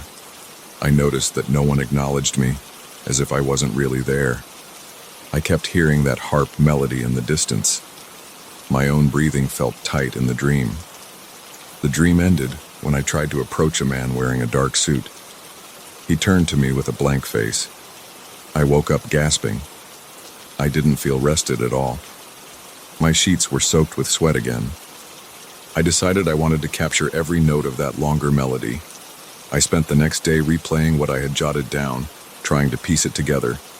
Sometimes my mind went blank, and I couldn't recall certain parts. I got frustrated. My frustration led me to become more aggressive in my practice. My fingertips hurt from plucking the strings over and over. My lower back ached from sitting in the same position. I didn't care. I felt like I had to learn this piece. I convinced myself it was a puzzle, and if I solved it, I'd understand why these dreams and midnight concerts kept happening. My obsession grew. I neglected chores. I barely ate. When I did eat, I stood in the kitchen with a sandwich in one hand and my notebook in the other, scribbling notes. I tripped over furniture because I was always distracted, thinking about the sequence of chords. My eyes felt heavy from lack of sleep. My neck tensed up so much that it hurt to turn my head. I spent hours on the floor near the harp, searching for hidden compartments or more markings. I tapped the wood, listening for hollow spaces. I found none. On the fourth night of hearing the full melody, I managed to play a decent version of it during the day.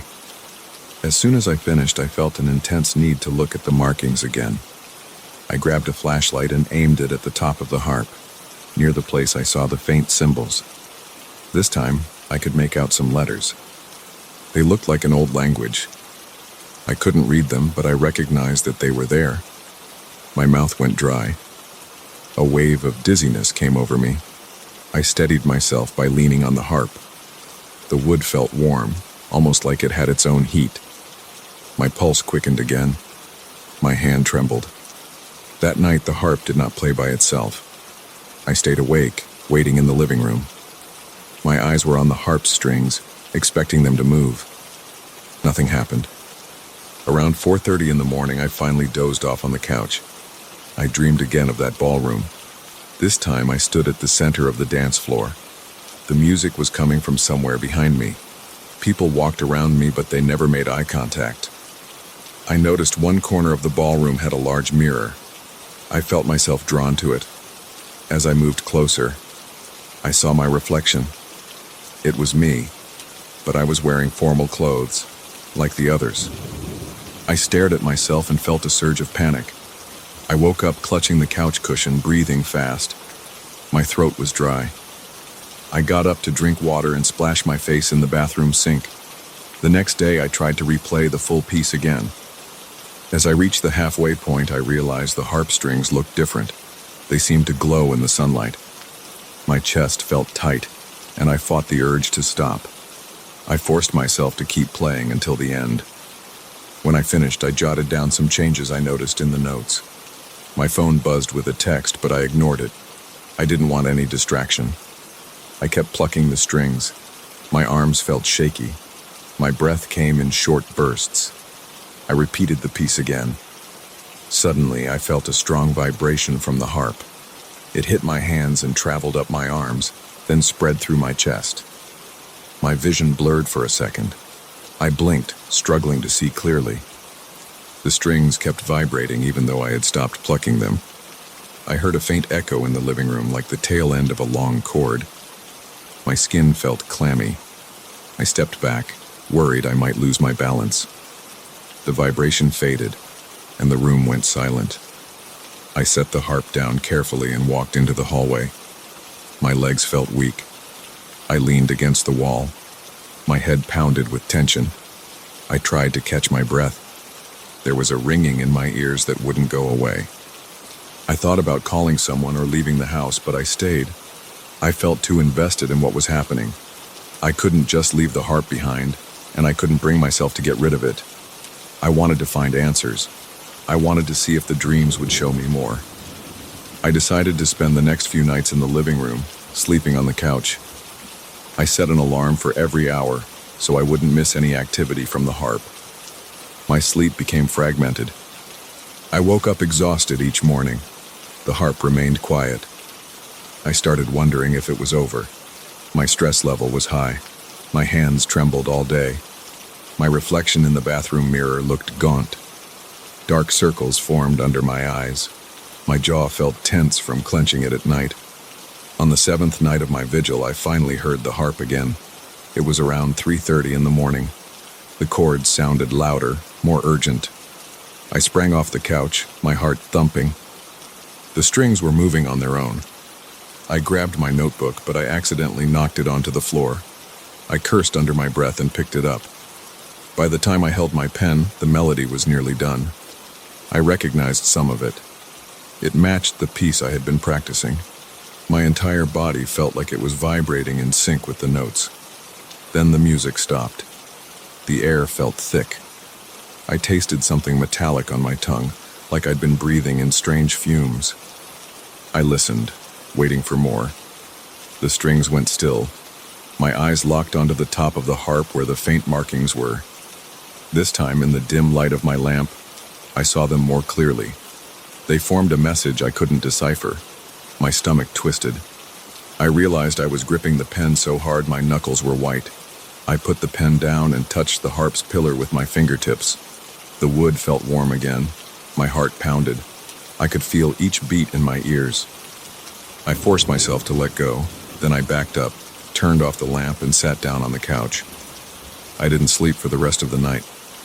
Now, I sit here, still in the living room, the harp beside me. I keep looking at it, waiting to see if it will move or sound on its own again. My arms are crossed and my legs feel restless. I hear my own breathing, shallow and quick.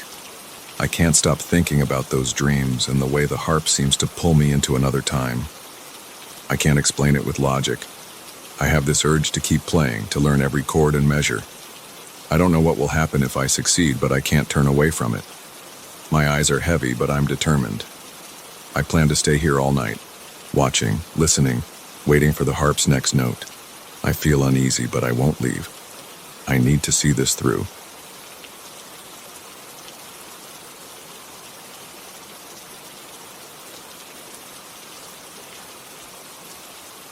I had no idea what I was getting into when I first stepped onto that plateau. I felt the dry heat hit my face and the sun was right above me. My boots pressed into hard, cracked ground. I looked around and saw nothing but dust and red-brown rock for miles. I was there because I'd heard rumors about strange rock formations that didn't match the usual geological patterns. I wasn't expecting anything else. I carried a small pack with water, some protein bars, and a camera.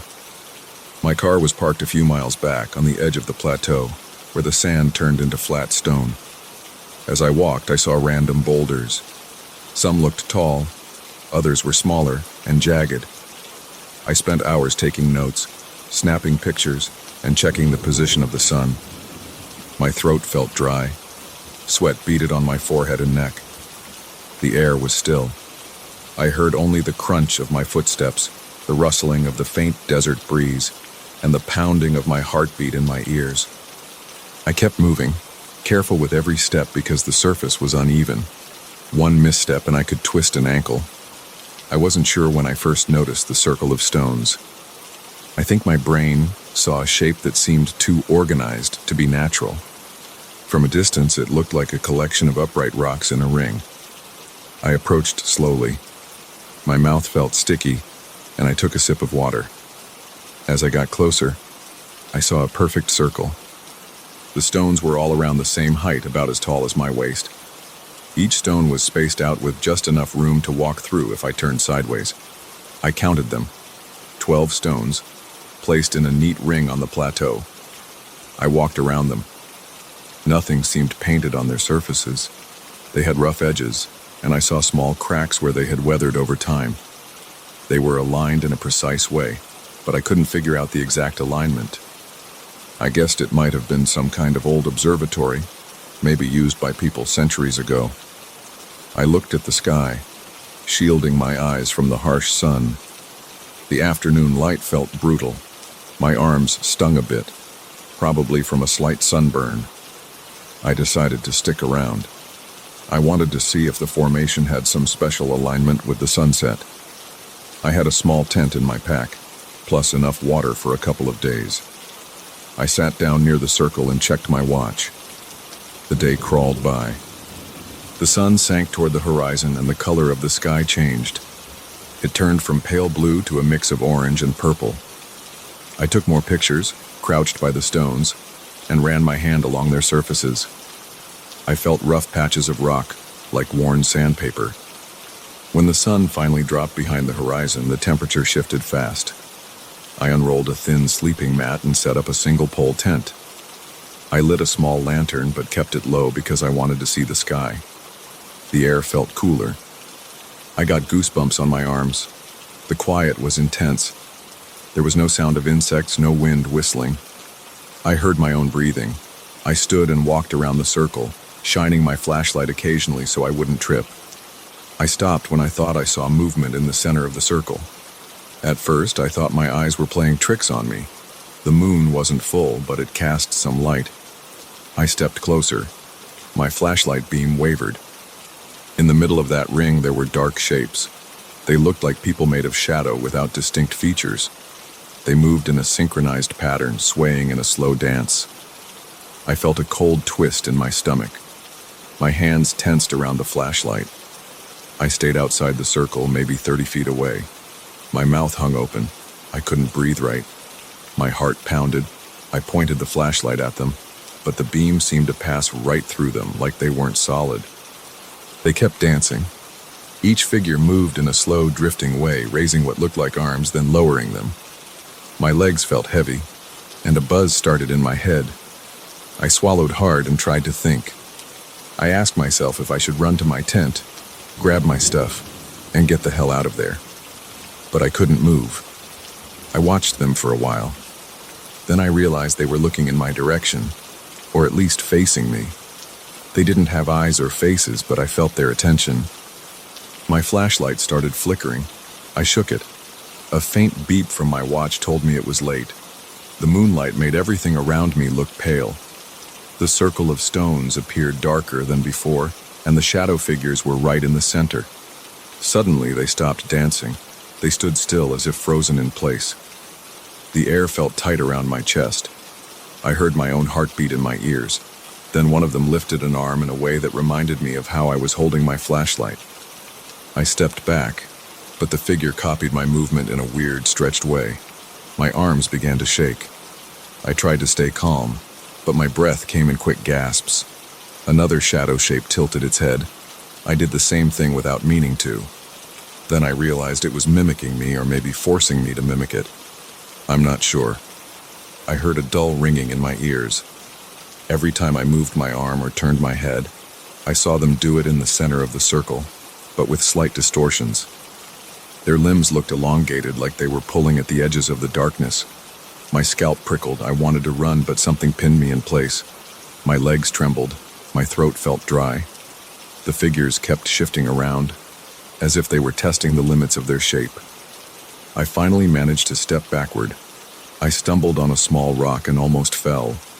One of the shadows jerked in a similar way, and its torso twisted. I heard a low hiss, or maybe a faint scrape like nails on stone. I turned off my flashlight. The moonlight was dim, but the shadows were still visible. They had a faint glow around their edges, like black outlines. I felt cold sweat on my neck, and my hair stood up. The compulsion to walk into that circle hit me then. It was a sudden pull in my gut. It felt like a tug behind my navel. My mind screamed at me to stay away. My heart pounded so hard I thought my chest might burst, but my feet wanted to move forward. My entire body felt drawn to that spot, like there was a rope around my waist. I tried to fight it.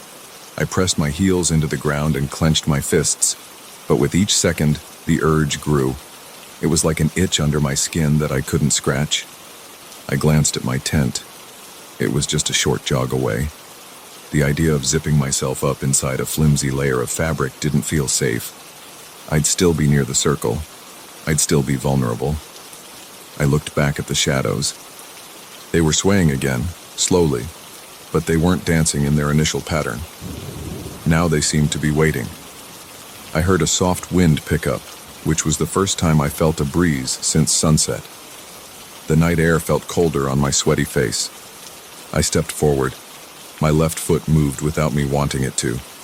The shadows raised their arms again. I thought I heard a soft hum, like a vibration in the air. I tried to focus on my breathing. My chest rose and fell in short bursts. My heart rate felt out of control. I took another step forward. My mind told me to stop, but my body was giving in. I tried to speak or yell, but my voice came out in a trembling whisper. I heard my own words echo in my ears. Stop it. I forced my right foot to stay in place. I shifted my weight back, but it felt like the ground was pulling me. The circle was about 10 feet away now. I could see the stones more clearly. Their surfaces had faint scratches, lines that formed patterns I hadn't noticed before. I could smell the dusty air. My nose was dry and my tongue felt rough in my mouth. I took a half step forward again, unsteady. The shadows seemed to pulse. They rose a bit taller, as if drawn to me. The humming sound grew louder. I felt it vibrating in my chest, rattling my rib cage. The wind whipped across the plateau, stirring up a bit of dust, stinging my eyes. I blinked hard and rubbed them. For a second, my vision blurred and I saw the shapes flicker. They still copied me, though. When I lifted my hand to wipe sweat off my forehead, they lifted their hands too, in that twisted, unnatural motion. I pulled in a shaky breath. My eyes stung from sweat and dust. I stood there staring at them. I wanted to break free from that pull. Part of me just wanted to collapse to the ground, but I took another step forward instead. Now I was only a few feet from the ring of stones. I could have touched one of them if I reached out my arm. I felt a surge of adrenaline. My fingers tingled. My stomach churned. I tried to push my body backward, but it refused. It was like I was on a track leading straight into that circle. I heard my pulse in my ears. My forehead was damp and sweat dripped down the side of my face. I wiped my cheek. My hand shook. The shadows parted slightly, making a gap right in front of me, an open path into the center. I stepped between two stones. The temperature dropped even more. My breath hitched. The ground felt softer. My knees wobbled. I saw my shadow on the ground in front of me, stretched by the moonlight, but it didn't match my movements perfectly. When I lifted my left hand, my shadow's left hand moved a split second later, then caught up. I heard a faint crunch under my boots, like small pebbles grinding. The humming grew louder, filling my skull. I inched closer to the center, and the shadow figures surrounded me, circling me in slow arcs. I smelled dust and the faint odor of sulfur. My eyes watered. My heart pounded so hard that my chest hurt. The shadows extended their arms and legs, making a wide ring around me. Each time I shifted my weight or twitched my fingers, they imitated me. I felt a tingling in my fingertips and a heavy ache in my calves. My thoughts were jumbled. I couldn't form a clear plan. My entire focus was on the shapes around me. I could see no eyes or mouths, just outlines of heads and limbs. They stayed a few feet away, but blocked any clear path out. I turned my head, scanning for an opening. Every time I moved, they moved too. My breath came in shallow gasps. I said, "Let me out," in a low, shaky voice. They made no sound, but I saw them tilt their heads in unison. I raised both hands, trying to show I wasn't aggressive. My muscles felt stiff. They mirrored me, lifting their arms.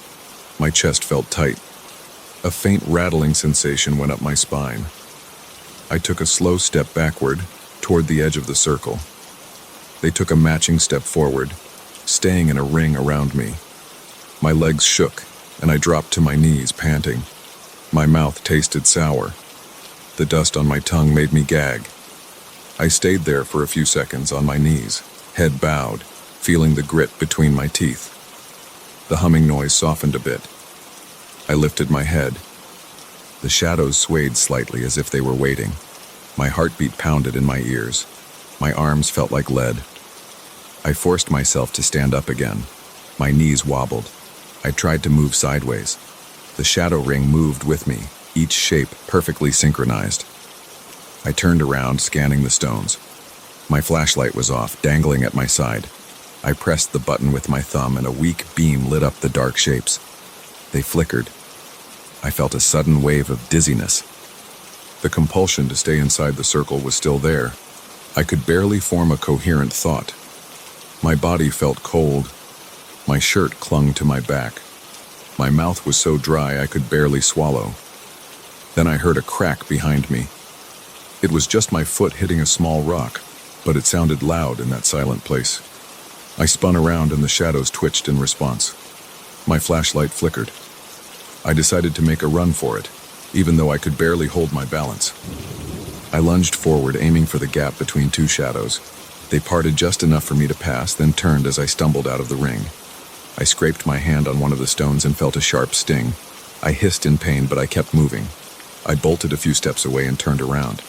The shadows stood in the circle, swaying again, but they didn't follow me outside.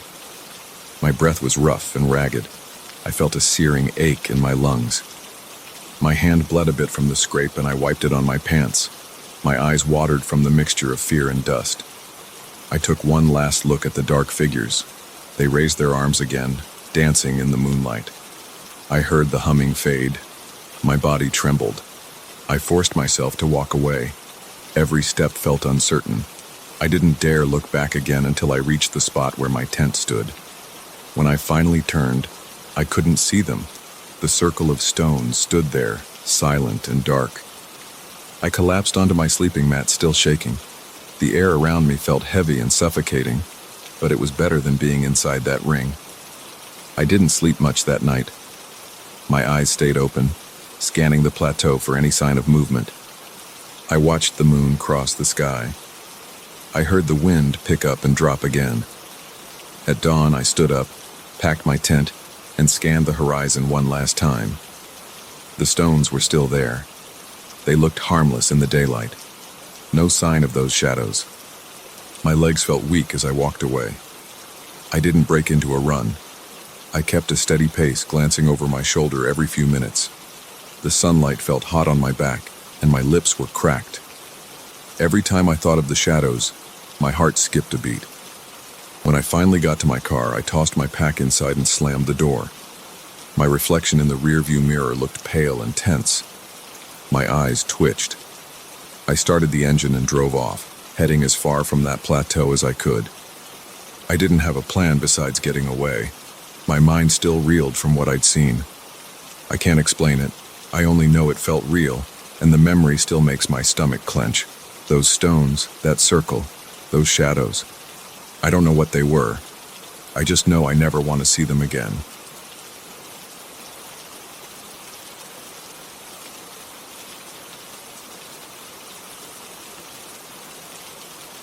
I never thought my apartment could make me feel uneasy. It's just a place filled with everyday furniture and a bunch of mirrors that I put up to brighten things and make the space feel bigger. I liked how the reflections made every room look open. But one night I noticed something in one of those mirrors that almost made me drop my phone. It was another reflection right beside mine, even though I was alone in the apartment. It flickered for a few seconds, then vanished. I stood there staring at the mirror, feeling my pulse throb in my neck. I tried to convince myself I was imagining things, but my chest felt tight and my skin broke out in goosebumps. I couldn't shake the feeling that I had seen someone else in that glass. My name is Andrew. I'm 32, and I live alone in a small one-bedroom place on the 10th floor of a quiet building. Nothing about my daily routine is remarkable. I work from home, mostly on freelance graphic design projects. My apartment is neat, though I keep a few boxes in the corner that I never unpacked. The main living area has a simple couch facing a TV mounted on the wall. Around the corners, on both sides, there are mirrors of different sizes. Some stand on the floor with wooden frames, others hang on the wall with minimal metal borders. At first, I installed them because I liked how they reflected light from the windows. The place felt twice as big. But now those mirrors make me feel watched. A few nights ago, I was heading to the kitchen for a glass of water.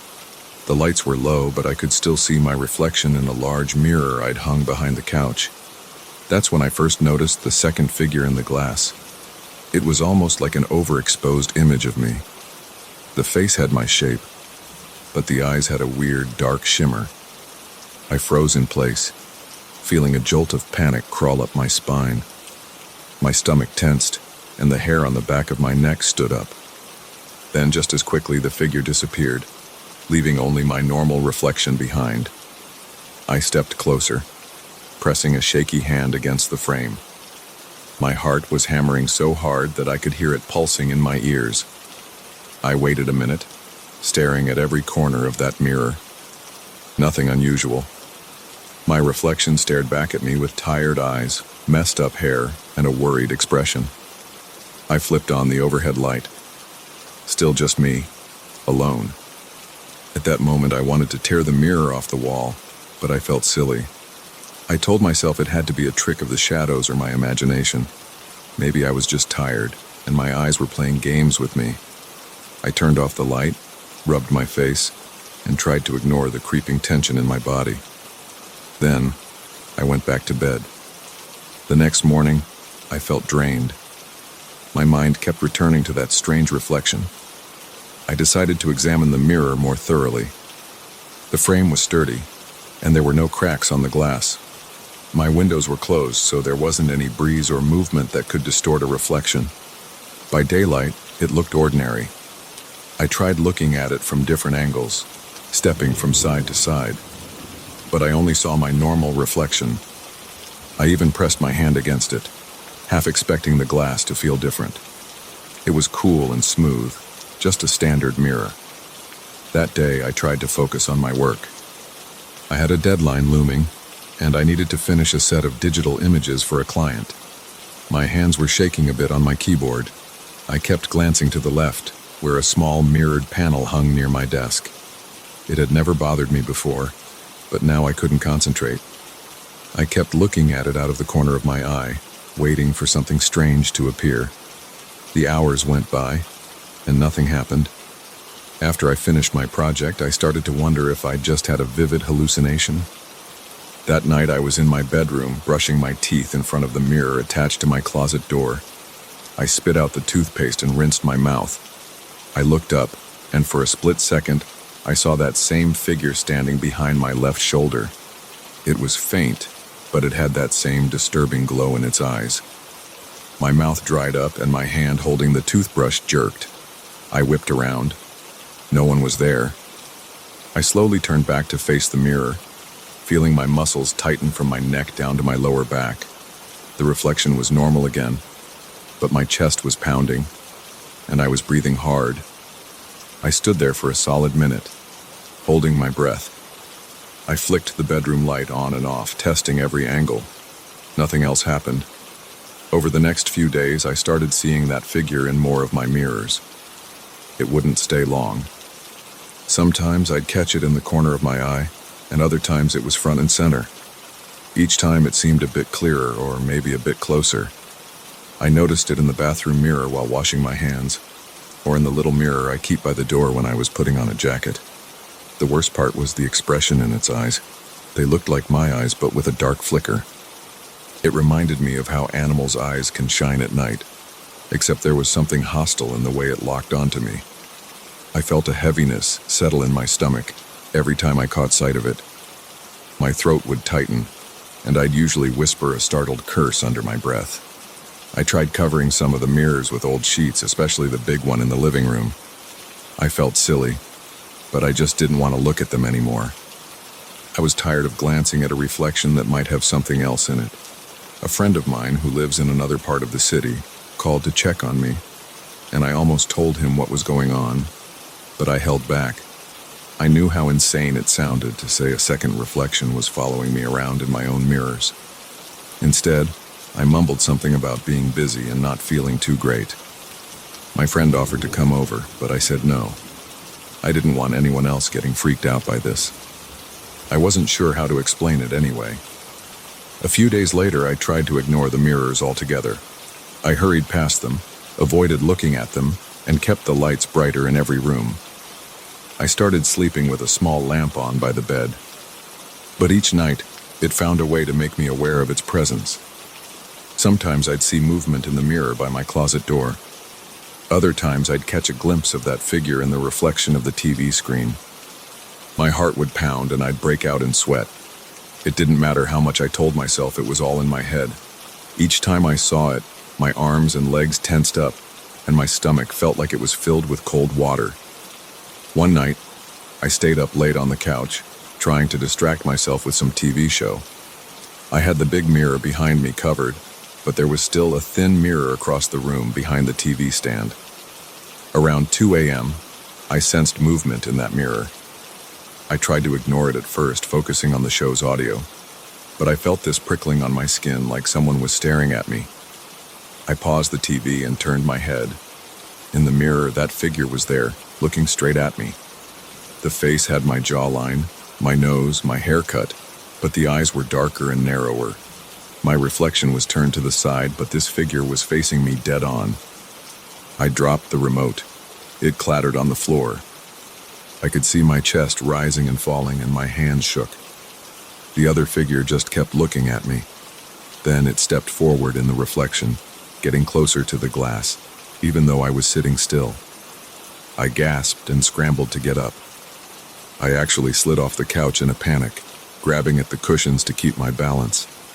When I looked back, the mirror only showed me on the floor, panting with wide eyes. I felt sweat trickling down the sides of my face.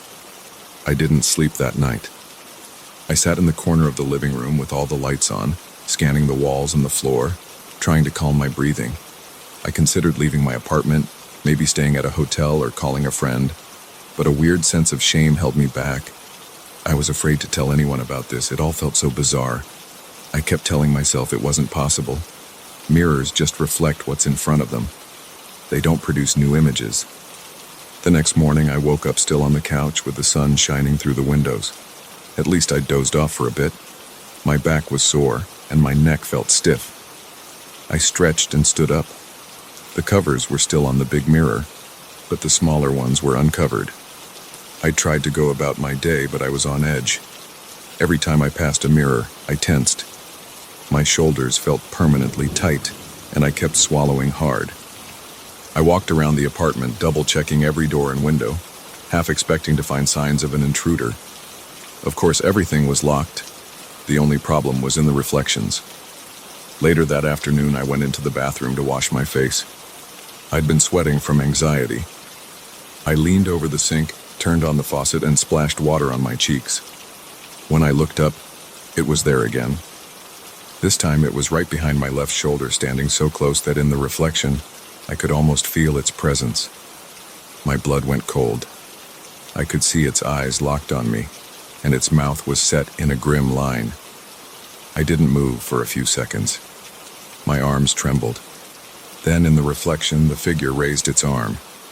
I felt something brush my shoulder in real life, and I yelped. I spun around, and the bathroom was empty. I almost stumbled onto the tiles, knocking my hip against the sink. My breathing was ragged, and my heart pounded so hard I felt dizzy. I shut off the faucet and slammed the bathroom door behind me. I needed to do something. I couldn't just keep letting this thing show up whenever it wanted. I grabbed a screwdriver from the small toolbox I keep by the coat rack.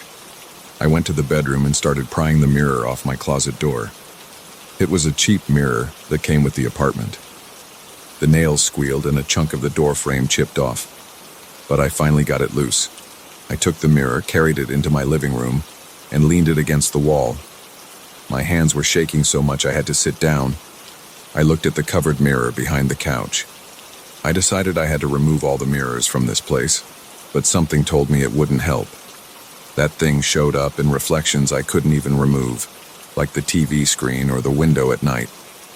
Still, I started unhooking some of the smaller mirrors and stacking them in the hallway. I felt my muscles ache from the stress, and my mouth was dry. I checked the time. It was 7 p.m.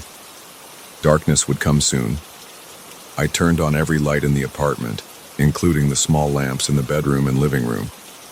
Around 9 p.m., I was pacing the hallway, trying to figure out if I should smash the mirrors or just put them in the building's storage downstairs. That's when I noticed movement on the covered mirror in the living room. The sheet over it moved like someone brushed it from underneath. My lungs constricted, and I froze. I stared at that sheet, hoping I'd imagined the movement. Then I saw it again, a distinct shift like a hand pressing against the cloth. I felt my face burning with adrenaline, and I took a step toward it, holding the screwdriver in my hand. I got close enough to see a slight bulge against the fabric. My palms were sweating and my heart pounded in my ears.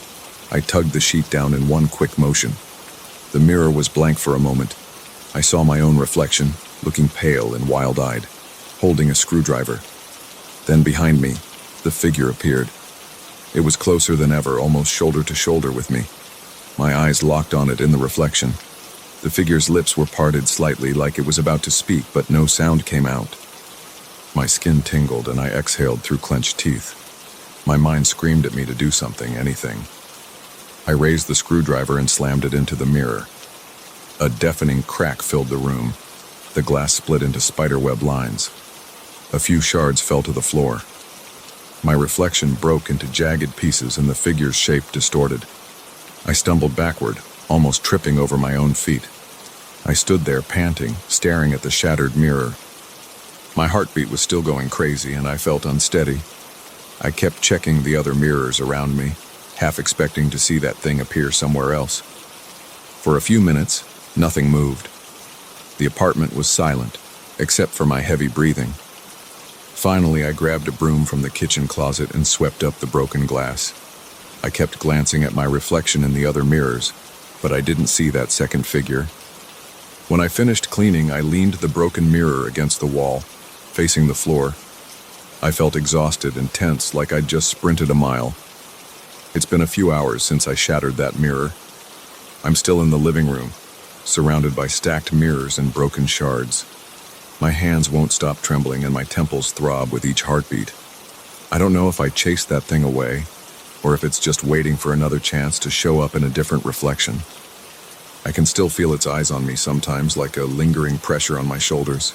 I'm not sure if it's my nerves or something else. All I know is that I don't trust any reflective surface in this apartment anymore. I keep thinking about leaving, but I'm too wired to step out. Maybe I'll grab my coat, pack a bag, and just walk out the door. Or maybe I'll get rid of every mirror in this place, throw them all out, and hope that thing can't follow me. Right now, I'm just trying not to look too long into any mirror. I'm scared that if I see that figure again, it'll be the last time I recognize which one of us is real.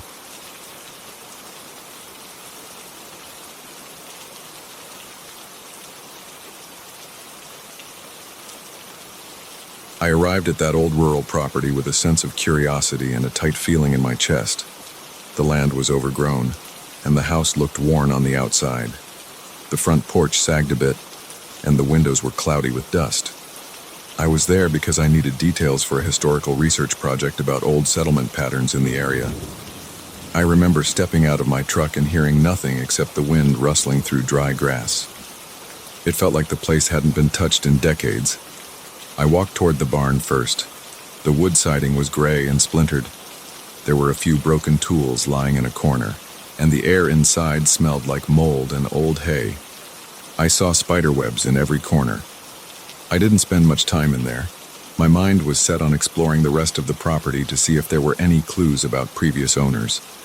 I had a notebook and a small camera to document the place.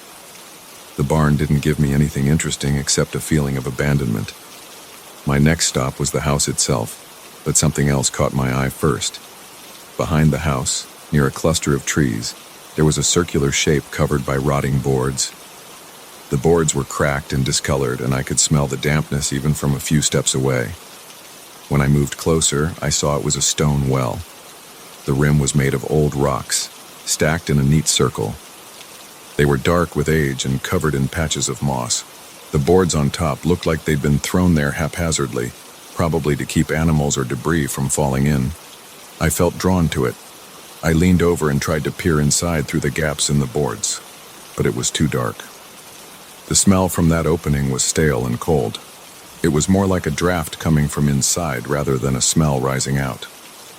I decided to remove the boards. I wedged my crowbar under the edge of one plank and pried it up. The wood snapped easily and I set it aside. One by one I lifted them until I revealed the open mouth of the well. I expected to see water. Instead, I saw only darkness that seemed to go down forever. I picked up a small stone from the ground and dropped it in. I waited for the sound of it hitting water. Instead, I heard something that sounded like a faint whisper. At first I thought I heard the rock bounce against the walls, but that wasn't what it sounded like. The noise that echoed back had a strange pitch to it. It was like someone speaking from far below, but I couldn't make out the words. I stood there for a moment, confused. I cleared my throat and waited. Then I heard an echo of my own cough, but it came back distorted like it was shaping itself into syllables. I felt my arms prickle with goosebumps. I leaned over the edge again, but I couldn't see anything. I tried another noise. I tapped the crowbar against the stone rim. The echo returned after a moment, but the sound was twisted, like a low voice trying to repeat what I'd done. It wasn't just an echo. It was like an attempt at speech. My mouth went dry. I wanted to believe it was some kind of acoustic trick, but it didn't feel normal. I tossed another stone, and this time I heard a soft murmur come back. It almost sounded like it said something. I strained to listen, but the echo faded away. I decided to move on and check the house before I lost the entire day on the well. Inside the house, the air was stale. The living room had old furniture covered with sheets, and the floorboards creaked with every step. I opened a few doors, found a kitchen with rusted appliances, and saw a set of stairs leading to the second floor. Everything looked abandoned, with dusty floors and cobwebs in the corners. Still, I couldn't get that strange well out of my head. I tried to focus on my notes, but every time I wrote something down, my mind wandered back to those echoes. After a couple of hours, I realized the sun was going down. I decided to camp there for the night. I had a sleeping bag in my truck, and I wasn't afraid of old houses. I made myself comfortable in a corner of the living room, away from the windows. I turned on a small lantern I carried with me. I ate a sandwich and drank some water. I was tired but not relaxed. I felt an urge to go back outside and look at the well again, but I told myself it could wait until morning. I tried to sleep, but my mind kept drifting. Around midnight, I heard something outside. It sounded like footsteps on gravel, and I thought it might be an animal. I got up, grabbed a flashlight, and walked to the front door. The night was dark and the sky was cloudy. I didn't see anything in the yard, but I heard another faint crunch of gravel near the side of the house. I followed the sound carefully, shining my flashlight around. The beam picked up the barn, the fence, and the outline of the trees. Then I heard the noise again, closer to the well. I walked slowly toward it, feeling the hair on my arm stand up. My heart was thumping so hard that I couldn't hear much else. I aimed the flashlight at the well. The stones looked the same, the boards still piled to the side. Then I heard a soft voice. It sounded like it was coming from the hole. It said my name. It was distorted, like someone was whispering through a broken speaker, but it was definitely my name. I froze. I thought I might be imagining things, but the voice spoke again, the syllables strained and echo-like. It made the back of my neck tingle. I went right to the edge and aimed the flashlight down. The light only reached a few feet before the darkness swallowed it up. I couldn't see the bottom. I waited, but I didn't hear anything else. No footsteps, no rustling, just the night wind and my own breath. My hands were shaking a bit, so I backed away. I tried to calm down by telling myself it could be some echo phenomenon. But hearing my own name? That felt wrong. I returned to the house and locked the door, as if that would help. I sat in the living room for hours, listening for more sounds. Finally, I dozed off around dawn. In the morning, I decided I'd had enough, but I also felt an urge to investigate. I had come there for research, but now I wanted to understand what was happening with that well. I thought maybe there was some hidden chamber, or something that caused these unusual echoes. I walked back outside after a quick breakfast of dried fruit. The sun was up and everything looked normal. The well was just a hole with stone walls, open to the sky. The boards I'd removed were still lying to the side, warped and damp. I leaned over the edge and called out, "Hello?" My voice echoed back after a moment, but it was faint. It didn't repeat my name this time. I felt a mix of relief and disappointment. I took out a length of rope I had in the truck. I tied one end to a sturdy fence post and pulled on it to test its strength. My plan was to lower myself just a little bit inside to see if I could see any ledges or openings.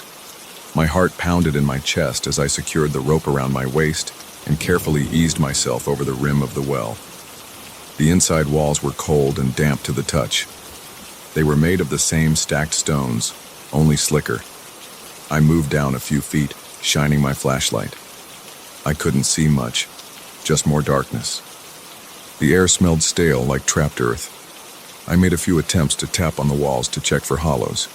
The sounds echoed, but nothing strange echoed back right then.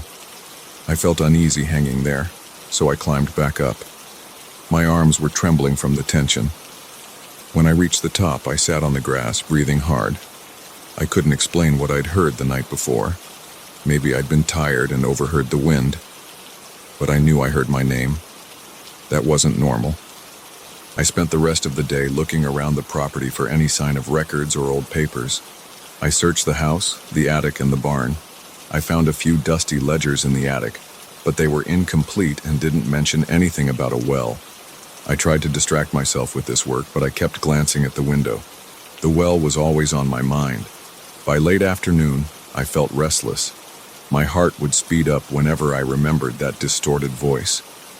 When the sun went down, I sat on the front porch with a flashlight and waited. I don't know what I was expecting. Part of me wanted to hear the footsteps again so I could catch whatever was out there. Part of me wanted silence.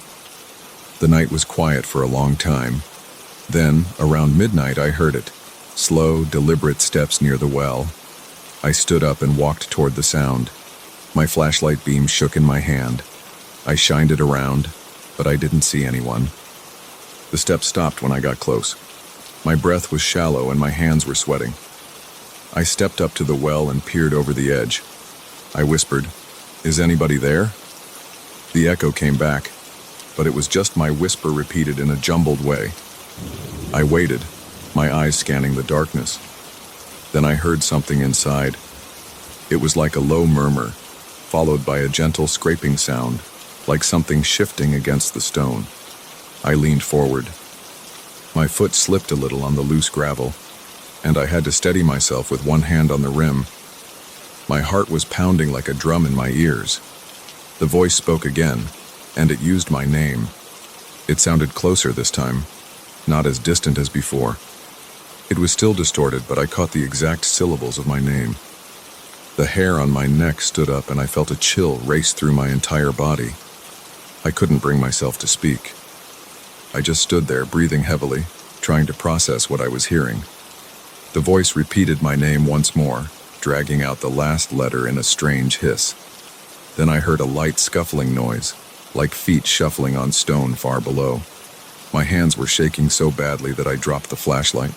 It clattered against the edge and bounced down into the darkness. I heard it hit something, and for a moment I saw the faint glow of it shining on the rough walls. Then it disappeared. I considered finding a rope and going down after the flashlight, but I wasn't thinking clearly. My gut told me that I shouldn't do it. I couldn't see anything, and I felt exposed, leaning over the edge. Then I noticed something else. There were faint footprints in the dirt near the well. They were shaped like normal shoes, but I couldn't tell if they were fresh or old. The ground was soft from the recent rain, so they looked new to me. My head started to ache, and I felt a weight in my stomach. It didn't make sense. Nobody was supposed to be on this property except me. I heard another scraping noise inside the well. It sounded like something brushing against the stones. There was a short pause, then a whisper. It was too soft to understand, but it felt like a question or a command. I felt this strange pull, like I was being drawn closer. My feet inched forward on their own. I realized I was leaning toward the well mouth again. I forced myself to step back. I couldn't stand out there any longer. I raced to the house, got inside, and locked the door. I spent the rest of that night with my back against the wall, holding another flashlight and a hammer for protection. I heard more footsteps outside, circling the well. They stopped occasionally, then started up again, always close to that stone ring. When the first light of dawn came, I walked out onto the porch. The morning air felt cool and a light fog covered the ground. The boards around the well were damp, and I saw fresh footprints circling it. My gut clenched. I realized I needed to leave, but something told me I had to stay for at least one more day to figure out if I could make sense of this. I couldn't just walk away without some kind of explanation. Throughout the day, I approached the well several times. I tried speaking into it, tapping on the stones or dropping small rocks. Sometimes I'd hear nothing. Sometimes I'd hear faint murmurs, but I didn't hear my name again during daylight. That night, I heard more footsteps. I stayed in the house, heart pounding, listening to them circle the well. Sometimes they paused, then moved on. Once I heard a low hum echoing from inside the well itself. I looked out the window, but I couldn't see any shape or figure. Eventually, I forced myself to sleep. At sunrise, I made my decision. I packed up my notes and my gear. I walked over to the well one last time. The boards were still on the ground. I looked inside. The darkness didn't give me any final sign or sound. It was silent. I felt a chill on my arms and I backed away. Then I went to my truck, started it, and drove off the property, leaving the well behind. I don't know what was down there. I only know what I heard and felt. Even now, when I recall the way it called my name, my skin prickles. I can't explain it.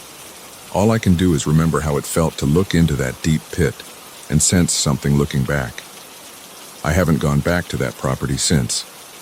But sometimes, late at night, I think I hear a faint echo of my name, and it reminds me of that empty stone well, waiting in the dark.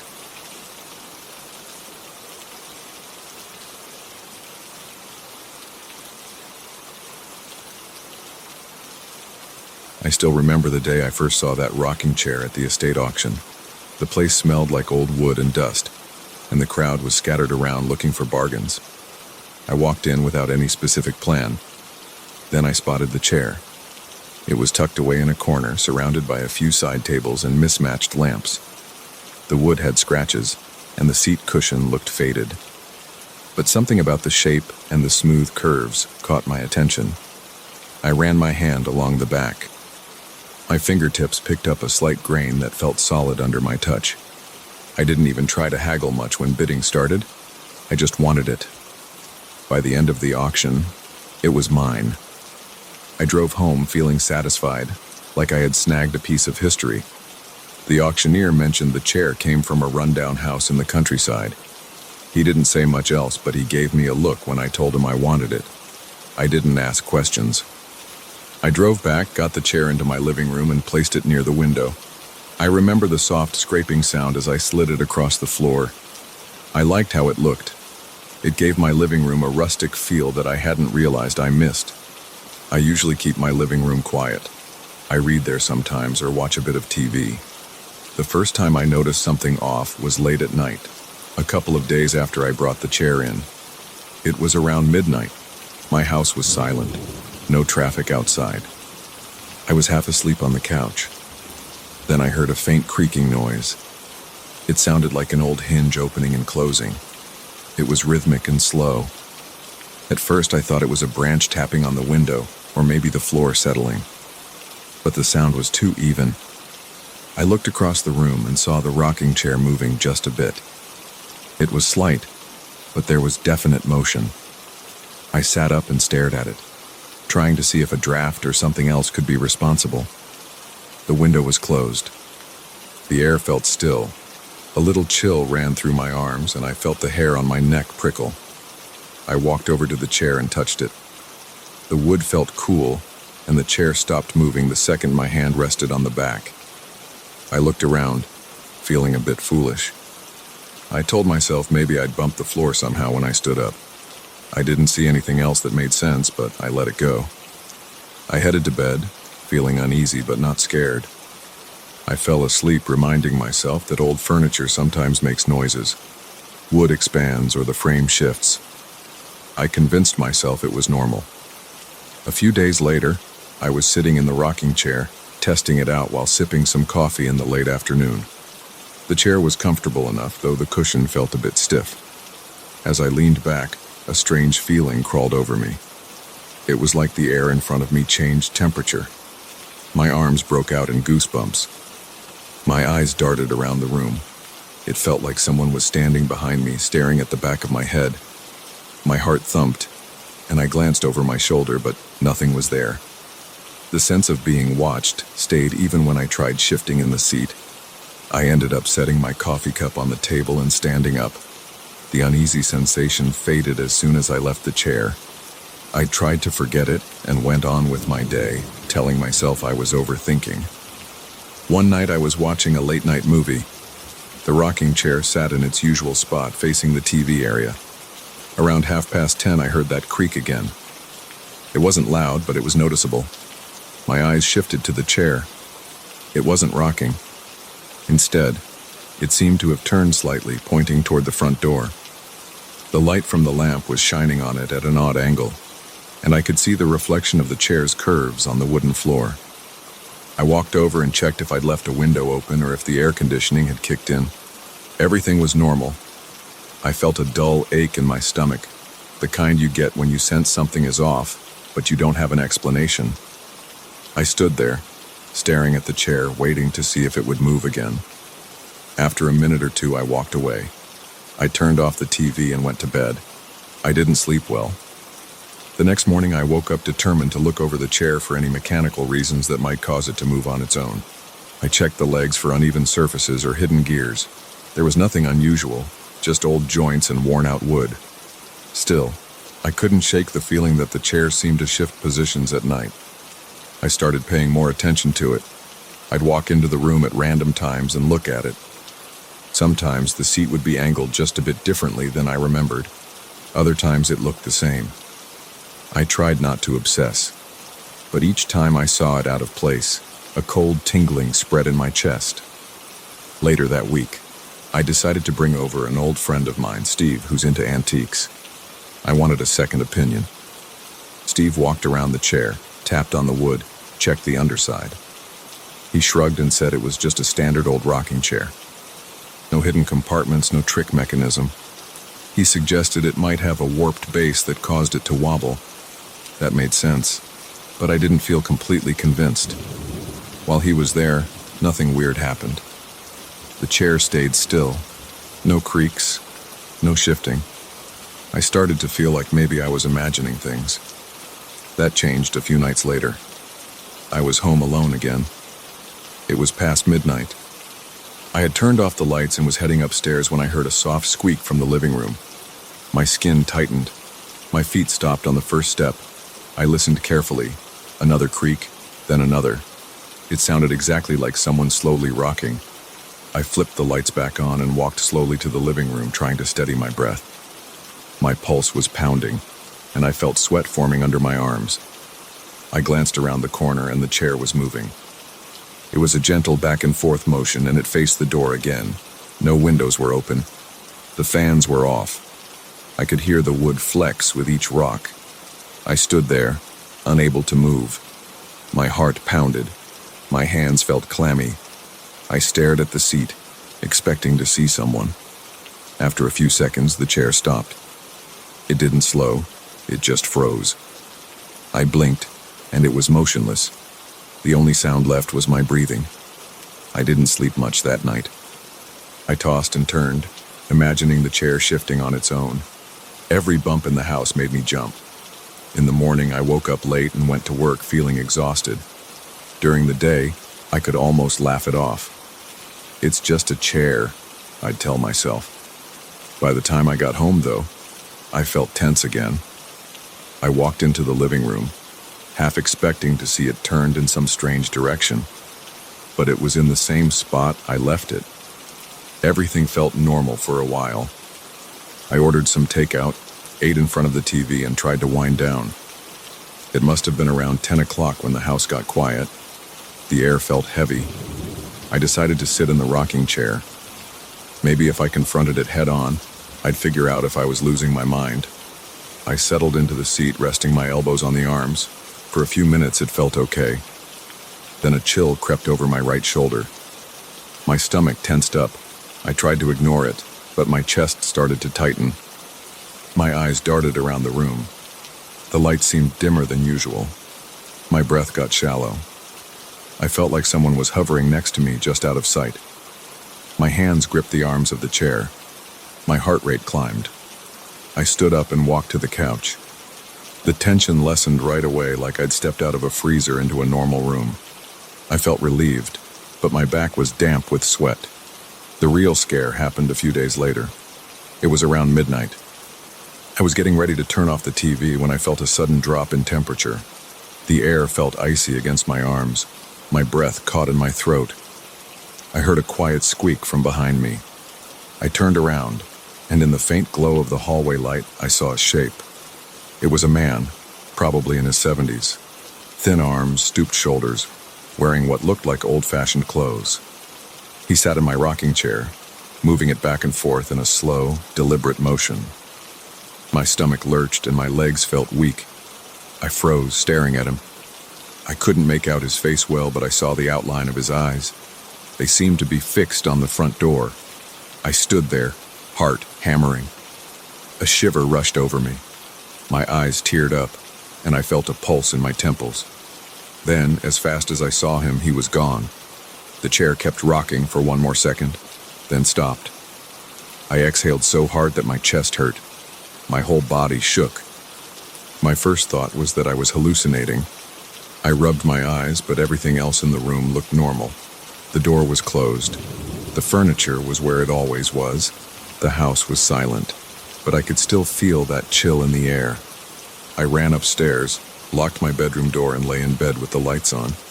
My mind raced. I couldn't explain it in any logical way. I knew I saw him. I felt it in my gut. The next morning, I tried to gather myself. I went downstairs, half expecting the chair to be in a strange position, but it looked normal. I walked up to it carefully. Nothing happened.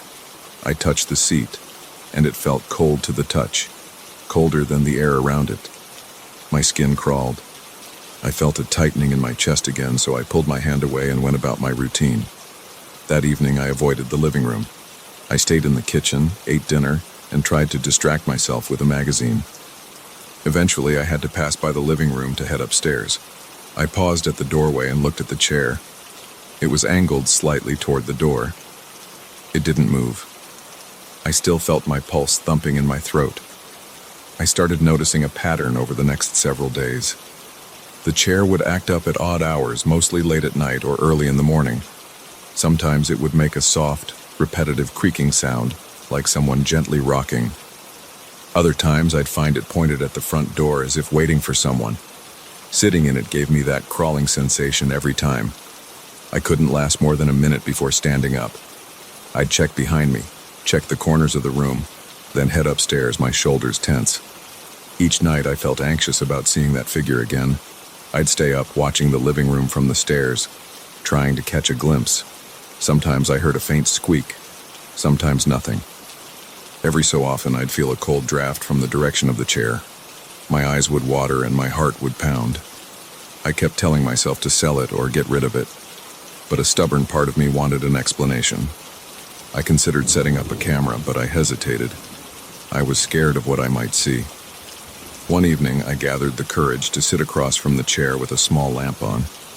I just watched it, waiting for any sign of movement. The house was silent except for the ticking clock on the wall. My leg bounced up and down. My breathing was shallow and my palms felt damp. After a while, the air in the room felt colder. I saw the chair rock once, then twice. My heartbeat thundered in my ears. The rocking continued for maybe 5 seconds, then stopped. I leaned forward on the couch, gripping the cushions, ready to jump up if I saw anything else. The chair stayed still. My hands shook. I stood, turned off the lamp, and walked to my bedroom in a daze. Tonight, I'm telling you this story because I can't keep it bottled up. The chair is still in my house. It's in the same place, near the window, angled just so. Sometimes during the day, it looks perfectly normal. I'll walk by and it's just an old piece of furniture. But late at night, I feel that cold presence. I hear the floor creak and the faint squeak of the rocker. If I look fast enough, I catch a glimpse of that old man's silhouette. He's always facing the door, swaying gently, like he's waiting for someone. Every time it happens, my heart races, and I feel an electric current run along my arms. I still don't have a solid explanation. I've thought about calling a professional, but I don't even know who to call. A furniture restorer? A paranormal investigator? Right now, I'm stuck with this bizarre situation. I haven't told many people because it sounds ridiculous, but every night I feel the tension in the air. I sense movement in the living room, and I remember what I saw. An old man, spectral and quiet, rocking back and forth as if he has nowhere else to go. That's what's happening in my house. That's what I'm living with every day, and I don't know how it ends.